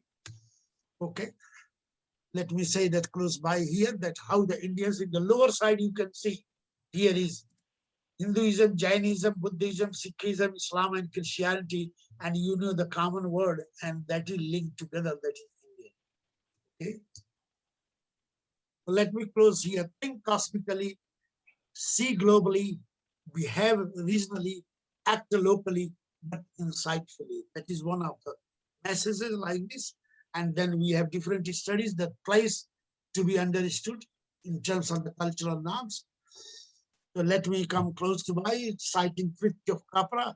Science does not need mysticism, and mysticism does not need science, but we human beings needs both. The earth does not belong to man, man belongs to the earth.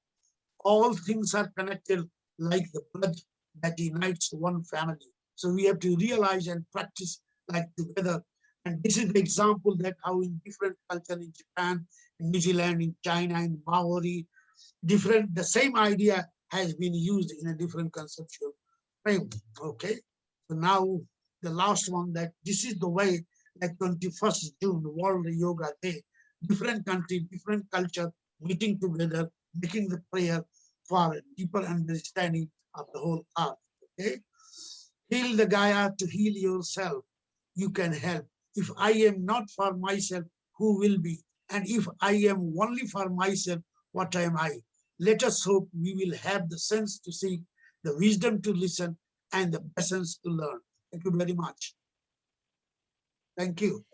Rana, thank you so much. Thank you so much for your presentation, and I am very happy to listen to you. Thank you very much. Because in this pandemic situation, we have understood the importance of the culture as the base of the development of this country. And I think today we had an important opportunity to share a different vision, different perspective from Canada, from India. And I think this is very important for us. We have any questions from assistants, but Rana, please close your presentation. Where to close? I am searching that one. Thank you very much to both Professor Rana and also to Mr. Schaefer. It's been a wonderful time this evening for me to hear both of your very unique perspectives on culture and the oneness, I guess, that underpins all of mankind. I am a legal professional, and so while I have been somewhat trained in the social sciences, my practice otherwise is in advocacy, and so I beg your pardon in advance if my questions seem much more confrontational than they should. So I'd like to apologize for that in advance. And also I apologize that I'm not able to turn on my camera on my computer for some reason. It just decided to stop working for me this evening. And so one of the few things that I was thinking about as I heard both of your presentations is that in defining and understanding the scope of what we can do, right, as like a collective civil society, what we can do to, one, preserve cultural heritage in whatever form it is that it can come to us, whether it's physical monuments or in the form of books and literature or in the form of cultural practices, which are, very much intangible in comparison to the physical kind of things that we have in the form of objects.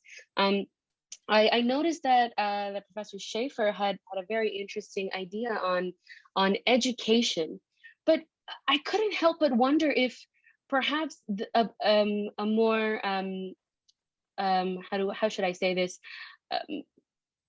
a more productive way of dealing with the issue of education is to actually promote indigenous voices in recording cultural history. Because if we kind of start tracing back little pieces of evidence that we have gathered so far on what constitutes culture and what constitutes heritage that needs protection, unfortunately, given the kind of history that we have in the world, most of those voices are voices of former colonizers. And I recognize also, I guess, the importance of those voices. Very rightly, Professor Schaefer, you noted General Smuts, and while I see why one would be inclined to quote him, unfortunately, it was not until the end of his life that Smuts decided to kind of distance himself very much from white supremacy. For the very longest part of his time in South Africa, he advocated for apartheid. He advocated in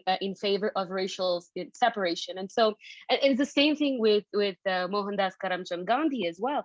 While I recognize, as an Indian person, I recognize his importance to the Indian freedom struggle and movement. It's very unfortunate that even in his time in South Africa, Gandhi did not favor an opposition to white supremacy, and instead his means of, I guess, challenging the laws that were in place in South Africa at that time were more, well, you can't treat me like this because I'm not Black.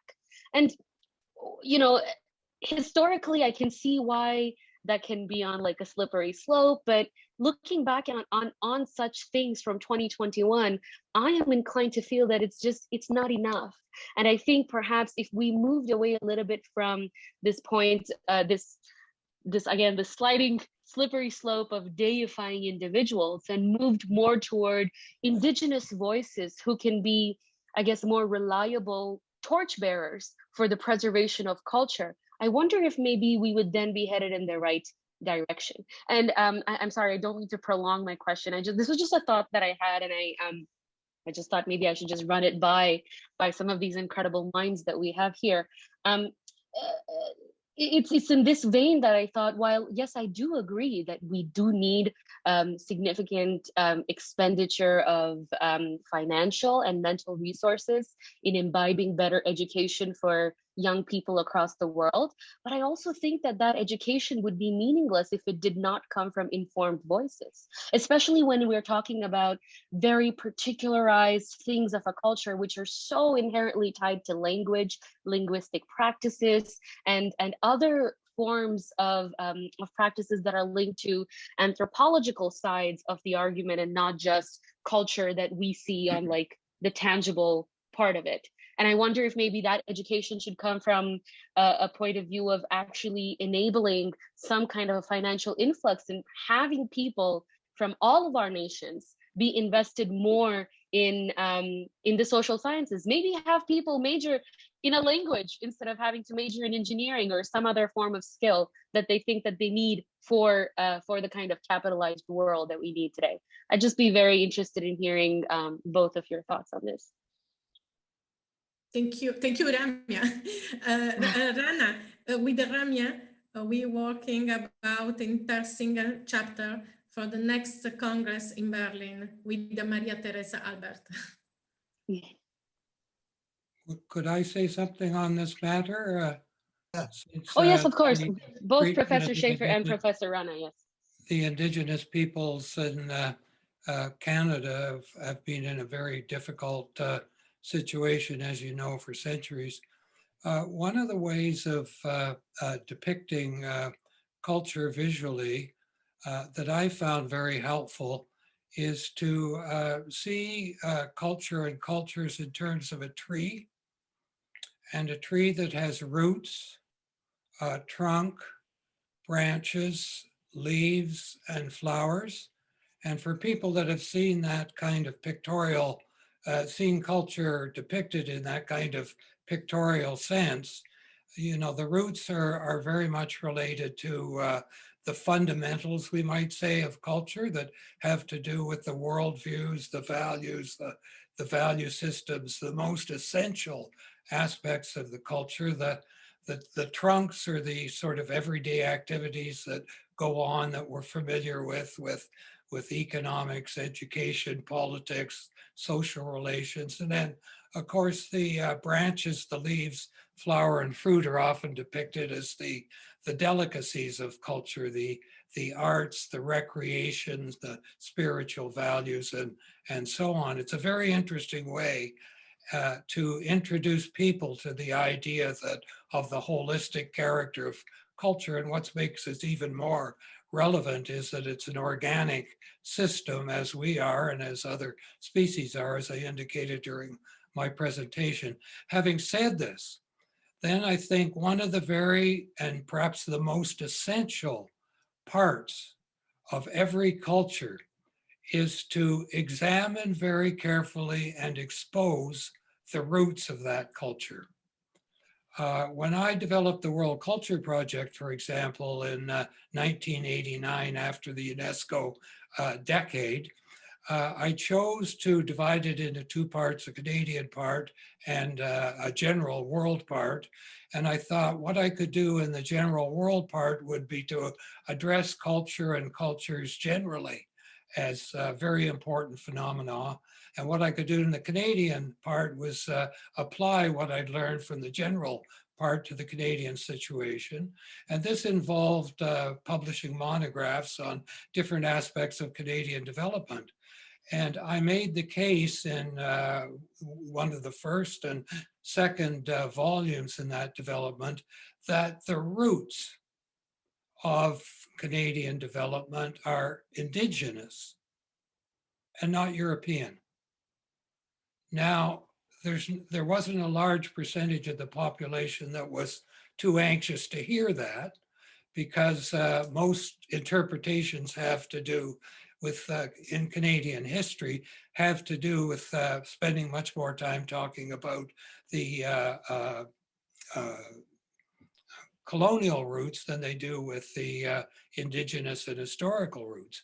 But nevertheless, I think this is a very crucial aspect in Canada's development, and particularly in Canada's cultural development, is that we have to go back to our indigenous roots, and we have to give them a value that they don't presently have in Canadian society. As we know, this is happening in some ways because Canadians, I think, are generally willing to admit that when it comes to questions of interaction with the natural environment, that Indigenous peoples are much more sensitive and understanding of the value and the spirituality and the sacredness of those relations than most Canadians. So I think there's an opening there for us to do much more. But as we know, we've had bad experiences in Canada with Indigenous peoples over the course of our history. We've gone through a process that's similar to the process in many other cultures and countries that have Indigenous people and Indigenous roots. And it's been very embarrassing to most Canadians because of the way in which the Indigenous peoples were treated in Canada through the development of residential schools. And there's been quite a bit of discussion in the media and in books and other forms of communications that wasn't a very healthy period in Canada's development, and that the Canadian population that was largely an imported, rather Indigenous population would have to bear the brunt of the responsibility for that. What this adds up to, in my mind, is that we have to very much engage ourselves in a much stronger recognition of what the Indigenous started in providing the roots of Canadian development, and how those roots have been so essential in the future development of Canada and nation, and why we have so many Indigenous people that have rich cultures, rich cultural heritages, created enormous pieces of art and sculpture that Canadians admire so much. And we have to put much more funding coming from governments, corporations, and foundations into opening up those vast legacies to other Canadians, and how we must do much more to integrate knowledge and understanding about Indigenous contributions to Canada's development in the past, at present, and going forward into the future. I think that's starting, but I think we need to go a lot longer way in that regard. And it must be practical as well as theoretical. It must involve educational institutions, but it must also involve the general public and our institutions. Thank you, Professor. Can I add to this a little? This is Ashwini. Thank you, sir, for that wonderful, elaborate response. I would like to kind of contribute to your concept of cultural education that you mentioned in the presentation that has to be introduced, and you also emphasized it right now. I feel that when you are talking about cultural education to be introduced, it sounds like a little kind of an object, or kind of a thing that is to be taught. But instead of introducing cultural education, I think what Ramya ma'am in her talk, she kind of made one point was about language. And the entire culture is basically rooted, deeply rooted in the languages. At least in India, that's the sense we get wherever we go. So if the language is preserved, the culture will be preserved, because all the literature is there in the language, all the concepts are kind of, there are oral histories, there is oral transmission of knowledge. So everything is a kind of revolving around the language. And probably one of the important steps that this government in India has taken is the national education policy, where they are emphasizing on the teaching of regional languages. I think that is one of the major cultural acts, if it comes in, if it is really, you know, enforced, and probably if it can be really manifested in the right way. But you know, when the point is, like, when you talk about cultural education, teaching them cultural education and learning because you are already knowing the language, there is a little difference. And I think that will, the learning through language will be more fruitful and, you know, long-term act of cultural education. That's a wonderful contribution. I've watched very carefully in Canada over the last 2 or 3 decades, and you see that happening very much and very rapidly in the various languages of the Indigenous peoples of Canada at the present time. I think there's a recognition within those communities that language is at the basis, and language returning to the point where you know, the younger children and the younger generations are learning their Indigenous language is so crucial, and that's providing a great deal more identity, cultural and otherwise, in Canada in those other areas.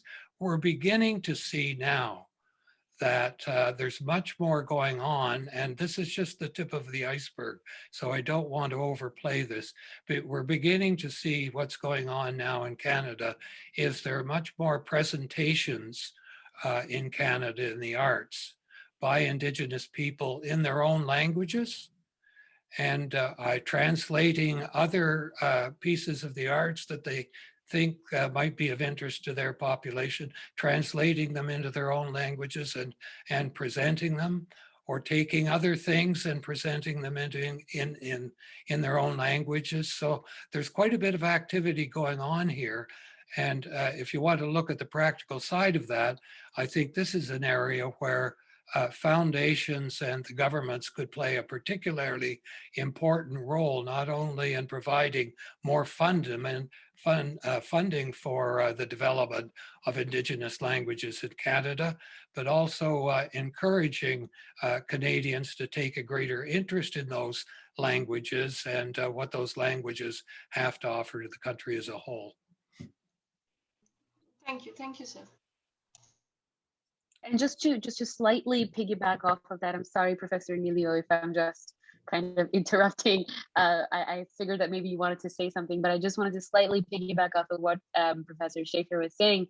I do agree with you that that simple initiatives, right, like encouraging curiosity in a particular language, which may or may not be at the brink of extinction, or may not be at risk of being overpowered by a language of, say, a majority community. And I recognize also that there are inherent linguistic related conflicts that are existing in Canada. And so certainly that is not lost on me. I do, however, want to add that perhaps the education aspect that we're trying to speak of toward preserving culture should not stop at education at like the elementary level of learning a language. And it should hopefully lay a very strong structural foundation to encourage young people to say, okay, you know what, I really like X language.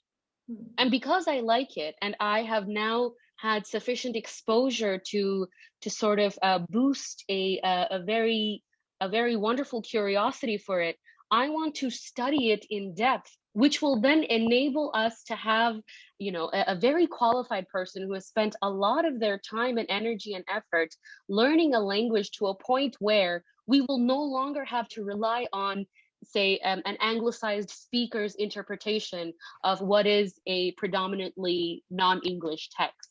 You know, even for example, some of the very interesting things that Professor Rana mentioned in his presentation, for example, I couldn't help but notice, you know, because I'm Indian, I've grown up learning most of these languages. I speak Sanskrit to a very limited extent. It was really beautiful for me to see, but at the same time, I guess it's because of the curse of knowing too many languages. You notice also at the same time, well, it's really nice that this is an English word that we have used here, but unfortunately, this English word is insufficient to explain what is really going on. Absolutely. And little things like that, they right, like they kind of it may seem little things, you know, from a distance, but those little things, they really do add up. And I think, unfortunately, when they do add up, we very significantly risk steering away from the idea that was contained in that original linguistic family or linguistic tradition, because we have anglicized it. Yes, so much so. Yeah. Professor Rana, please go ahead, and we would most certainly love to hear your comments and thoughts. Ramya, sorry. Ramya, in this period, also in ICOMOS and UNESCO, many international scientific committee encourage different language, the use of different language.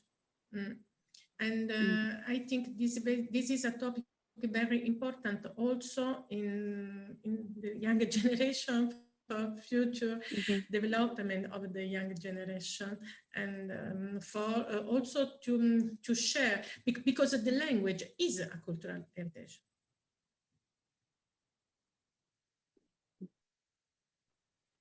Rana. I have nothing extra to add.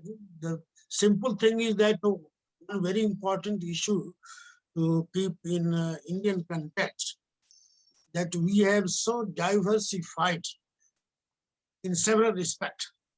Like I have added that about 4,500 sects in Hinduism, then what is Hinduism? But we have also root. This is one. Second thing is, when you are talking about language, according to our legal system, we have already now 22 officially defined languages in India. Okay, we have about, if you say broad dialects, we have about 2,000 dialects. Okay, and then we have sub-dialects that it may be 4,000 or 5,000 also. But through the religious perspective, these are going to be linked. Like I have cited you only one word, Om. Like your name is okay, Olympia. If I say, oh, Om, Olympia, Nama, that becomes sacred verse. Nobody is talking what is that word. And that is the beauty of that one. And thanks that Rana has also mentioned, and Achuni has mentioned that very rightly, that the new education policy, they are trying to have that linkage to be very strong. That is a very important point. Now, 3 levels we can see. One is the policy level, what government is making the policy under the different, like indigenous language and group and tribal society. There are several subsections. This is one. Second is how state level, this is India level, central government, okay? Then the state government, how they are going to implement it for their own political gain. I'm very sorry to say, all are related to their political gain and chair and all that. Nobody, here is a remark, nobody can say how many political parties are in India. We guess 4,000, but nobody can count. Within a day, maybe 2 parties more. And then the whole politics and policy change according to their own benefit. This is another thing. Now comes the third level, more practical side. So you can say central government and state government. Then comes now several NGOs are working, and many of them in a very good manner, they are trying to awaken the whole culture of these such people and indigenous language, which we are talking like this. There is another thing you can say, come close to nature. That movement already started, like Chipko and a lot of literature written in the West. A tree is our brother, tree is our mother, water is our mother. Such movement also going on. And that's how the knowledge based on the nature coming up. but it is very complicated process. One side you see and you can say, oh, wonderful stories. Other side you can see complete, complex, nonsense, stupid and shameless stories. India is that variety of all.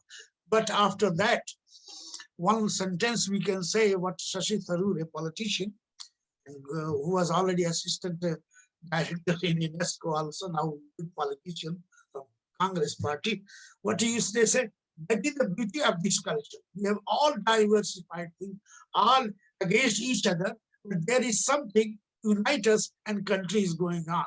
And that is the way we have to understand what is that broad sense we can say cultural holes in Indian context. I am not giving proper anything like logic here. I am trying to say whatever factual things, what I feel it is like. Thank you very much. Thank you, Professor Rana. I do want to perhaps take a moment to clarify that while I recognize fully what Professor Rana is trying to say, I would also perhaps encourage us to look just slightly beyond the kind of division that politics can generally, inflict upon us. And very early in Professor Schaefer's presentation, he highlighted this importance on intercultural dialogue.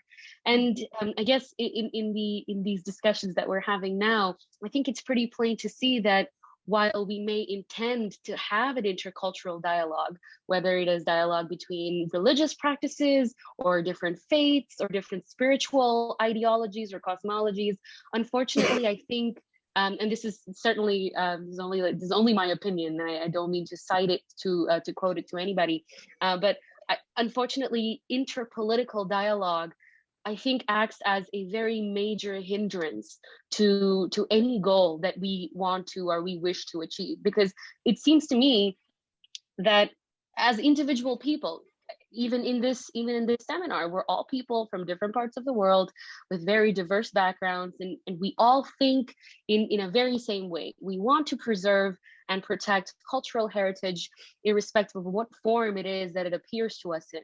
But unfortunately, we are, nevertheless, whether we like it or not, still bound by political dialogue that is occurring, whether it is dialogue in the political circles in Canada, whether it is in India, whether it is out of the United Nations. I wonder if either Professor Schaefer or Professor Rana had any thoughts on how you envision that we can overcome or overshadow political dialogue in favor of an intercultural dialogue.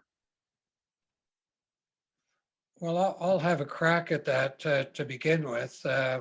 It's an interesting dimension of our the discussion that we were having earlier about the evolution of culture as an idea and a reality.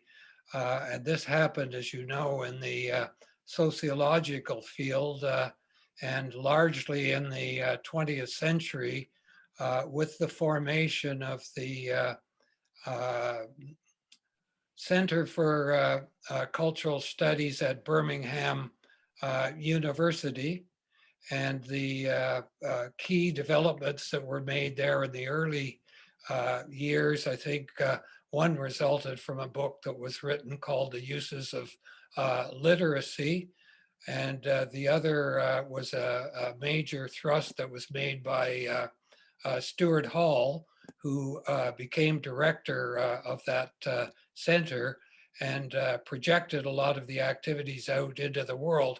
And the particular focus of that Birmingham Center of Cultural Studies, which is an outgrowth, I believe, of sociology and the humanities and the arts, because it's a broader frame of reference than just sociology, was to look at some of the very difficult practical issues that are related to culture and politics and power and money, and how culture and cultural groups and cultural languages and racism and gender relations are impacted as a result of political developments and political correctness as it's been introduced by a lot of governments. And this is a very hot topic, we know, in the world today. There's been a lot of outgrowths of that topic in terms of the reinterpretation of history and particularly cultural history in different ways, and the condemnation of some heroes that have been heroes in countries in the past for contributions they made that, looked at from the present perspective, no longer appear to be contributions, but actually the antithesis of that. And that's showing itself up in the defacing of monuments, throwing of statues into rivers, the burning of flags, and so on. So this is a very strong and important topic that's going on at the present time, and there's probably not a single country in the world that hasn't been affected by it, but affect those countries, I guess, that are in one way or another collected with colonialism and the slave trade movement and so on, have been much more affected by that than others. I think that, you know, there are obviously some very, very positive developments that are coming out of that, but there are also some negative implications to that that have to be dealt with. And I think we have to put much more time and attention to those issues in the future if we're going to understand the grievances that people have in a lot of minority cultures, not only by the way they've treated, but by the way their history has been written and the demands that have been made on them, and make the corrections that are necessary in those areas in the future.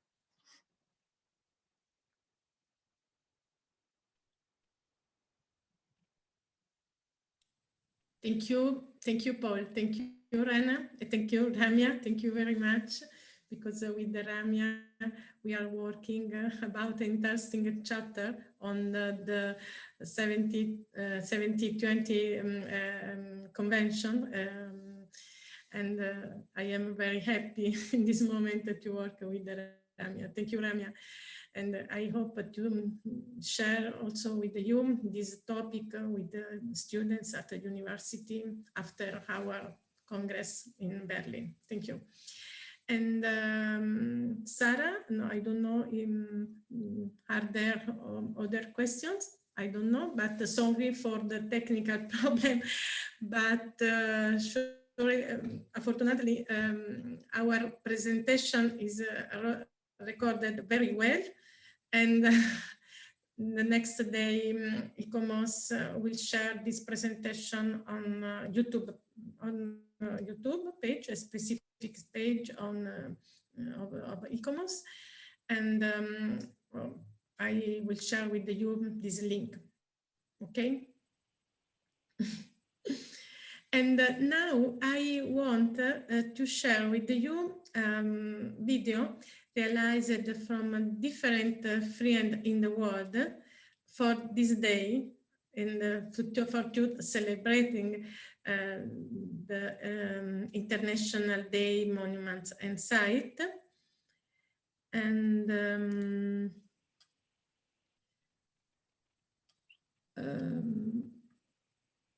I want, oh, sorry.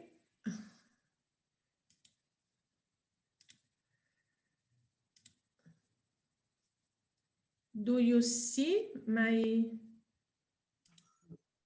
It says it is coming, but not yet arrived. Okay, now coming. Okay.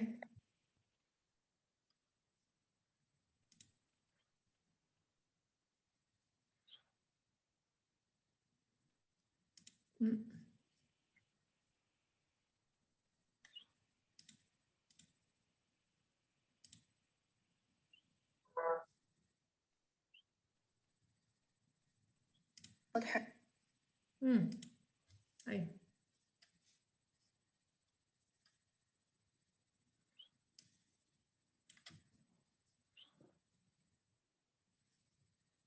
Destroy our world heritage.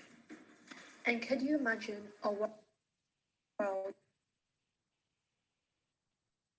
can destroy our world heritage?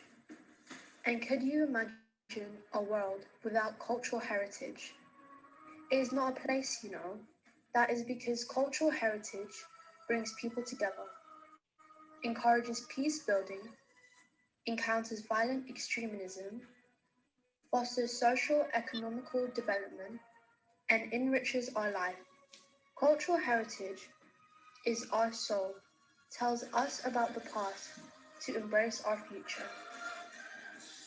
We can choose to walk through it, dragging the caresses of our prejudice and hatred, and then add forests, our data banks and dead ideas, our dead rivers and smoky skies behind us. Or we can walk through lightly with little luggage, ready to imagine another world and ready to fight for it. Enjoy, respect, protect.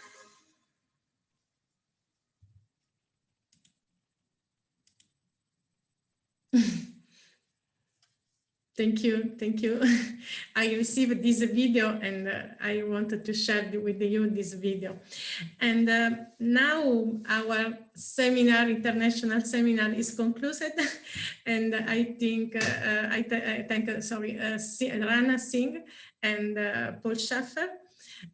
And I think— Hello everyone, welcome to the second episode of our World Heritage Talk. Sorry. I hope you have enjoyed the first edition of this talk, and if not, you can find the video on our YouTube channel. You will find a special playlist with series of talks.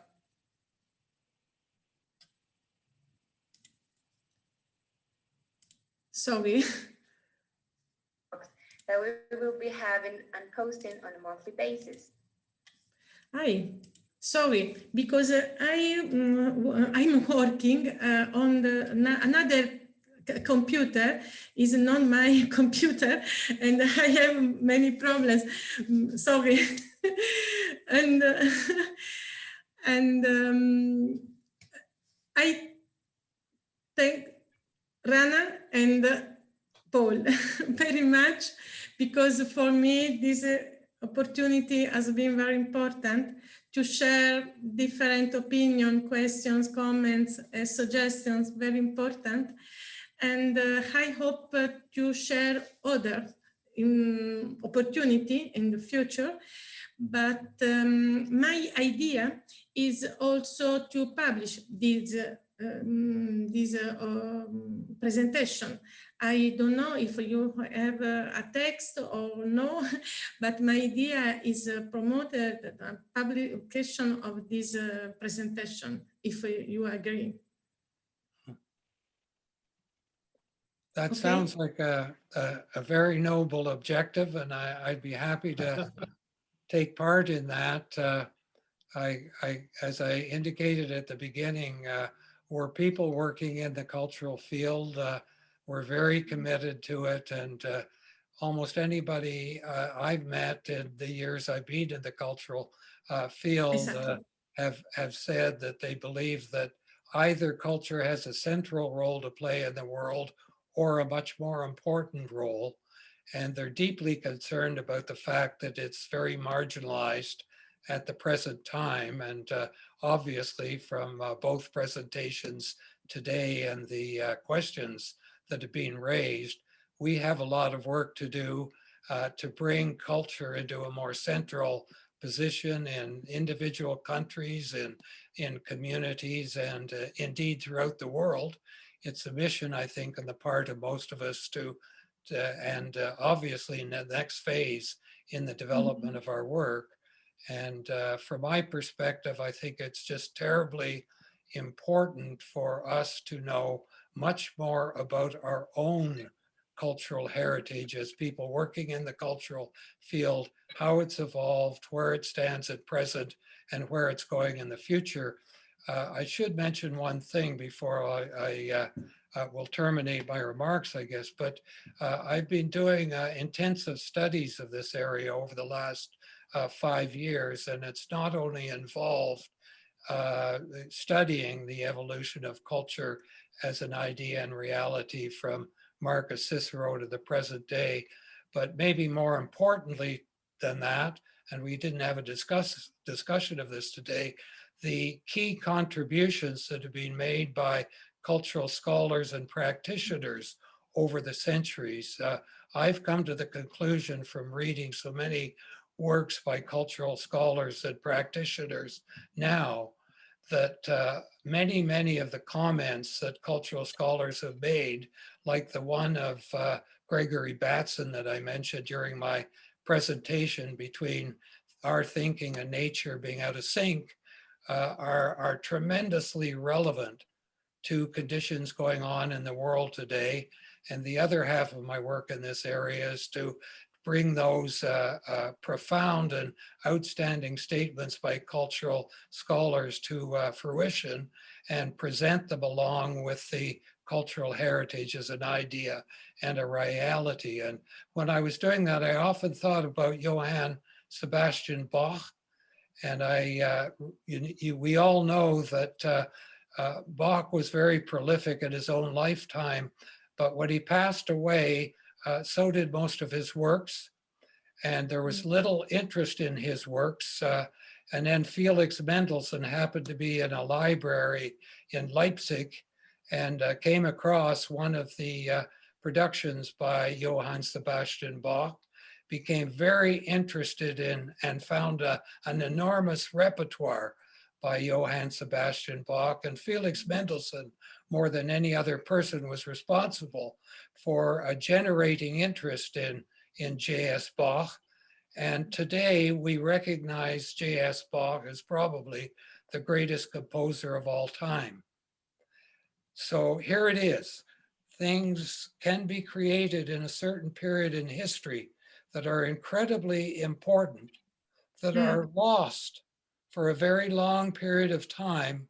Suddenly they're rediscovered, and now Bach is really the foundation for a lot of works by not only contemporary classical composers, but popular composers and singers as well. So there is an opportunity, I think, through studying the statements of cultural scholars to recognize that they have enormous contributions to make that are relevant to the world of the present and the future. Okay, I find information about it, but in the next month, you know, we will work about the book of Reconnecting with Your Culture.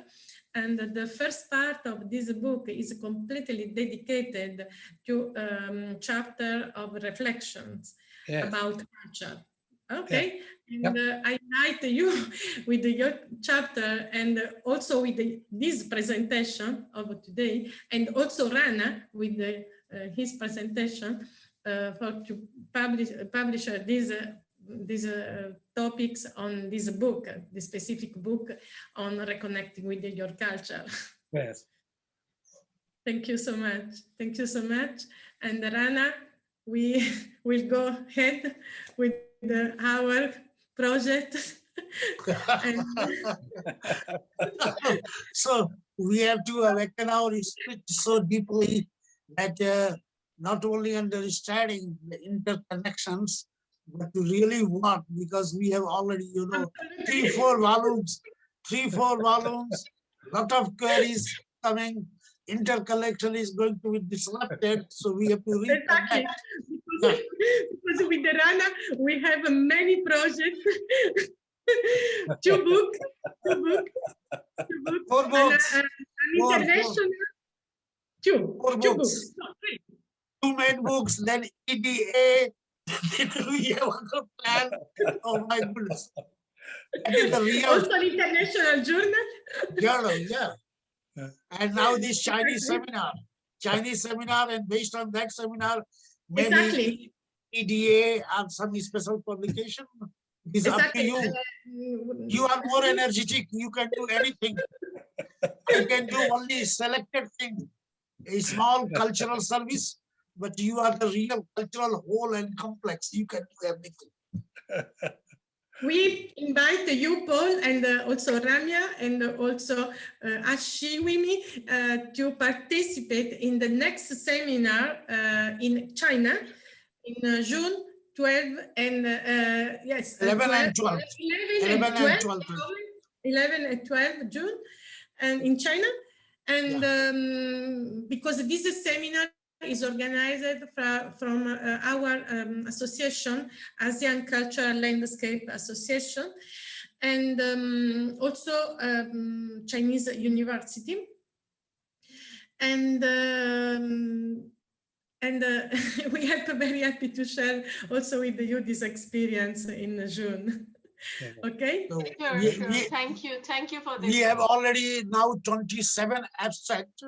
So 19 abstract from outside China and the 8 abstract from China.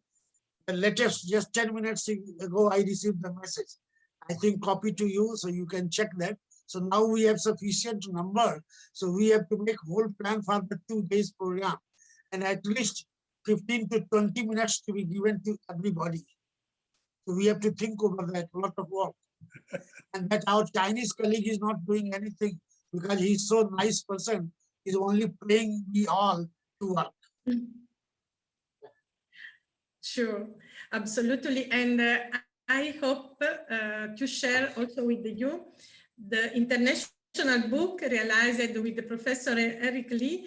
Ramya know very well Professor Lee because we have realized an interesting book on transcultural diplomacy and international law in cultural heritage. And I just received an invitation from UNESCO to present this book. And this is another important opportunity with us, among us. It sounds very much like we all have our work cut out for us in the next year. Thank you, sir. It was very nice Thank to you so much. Thank you. Thank you so much. listen to both Thank of you. you so It was much. wonderful. Thanks for the opportunity. Thank you so much. And Thank you very much, everybody. We Thank you. share with you the link of the video because the video is perfect, unfortunately. Yes. And, Thank you I to- will share with you this video. Thank you to everybody that was watching and listening the seminar today. And I would just like to say in conclusion that it's such a wonderful experience for me to meet everyone here. And I hope we'll stay in touch in the future. And I'd like to end by complimenting Olympia once again on having the foresight to create this seminar, bring the people together, and through the work that she's doing with reconnecting with your culture. It's just fabulous work, so valuable to the future. And we all appreciate that so much, Olympia. Thank you. Thank you so much. Thank you so much. And I hope also to share opportunity to organize a seminar with my students in Tokyo, because now the main topics of the classes of culture and the heritage. But the next semester is a landscape, cultural landscape. And for this reason, Rana, I invite also you for a special seminar with the students in Tokyo. Okay? Sure. Okay. Sure. We have to follow Olympia, the lady with the lamp, showing us real leader. Yeah. Thank you, Rana. Thank you. Thank you. I am very, very happy to work with you, really. Thank you, Ramya. Thank you, everybody. Namaste to everybody. Here is good night. Maybe Thank you. Good night and good morning. Good afternoon. Yeah. Ramya, thank you so much. Thank you so much. Thank you, Professor Emilio. This has been one of the most incredible talks I've had the pleasure and the honor of being a part of. Thank you, everybody. Thank you. Thank you, Ramya. Let's keep in touch. Thank you. Yes, thank you. Good night. Good night.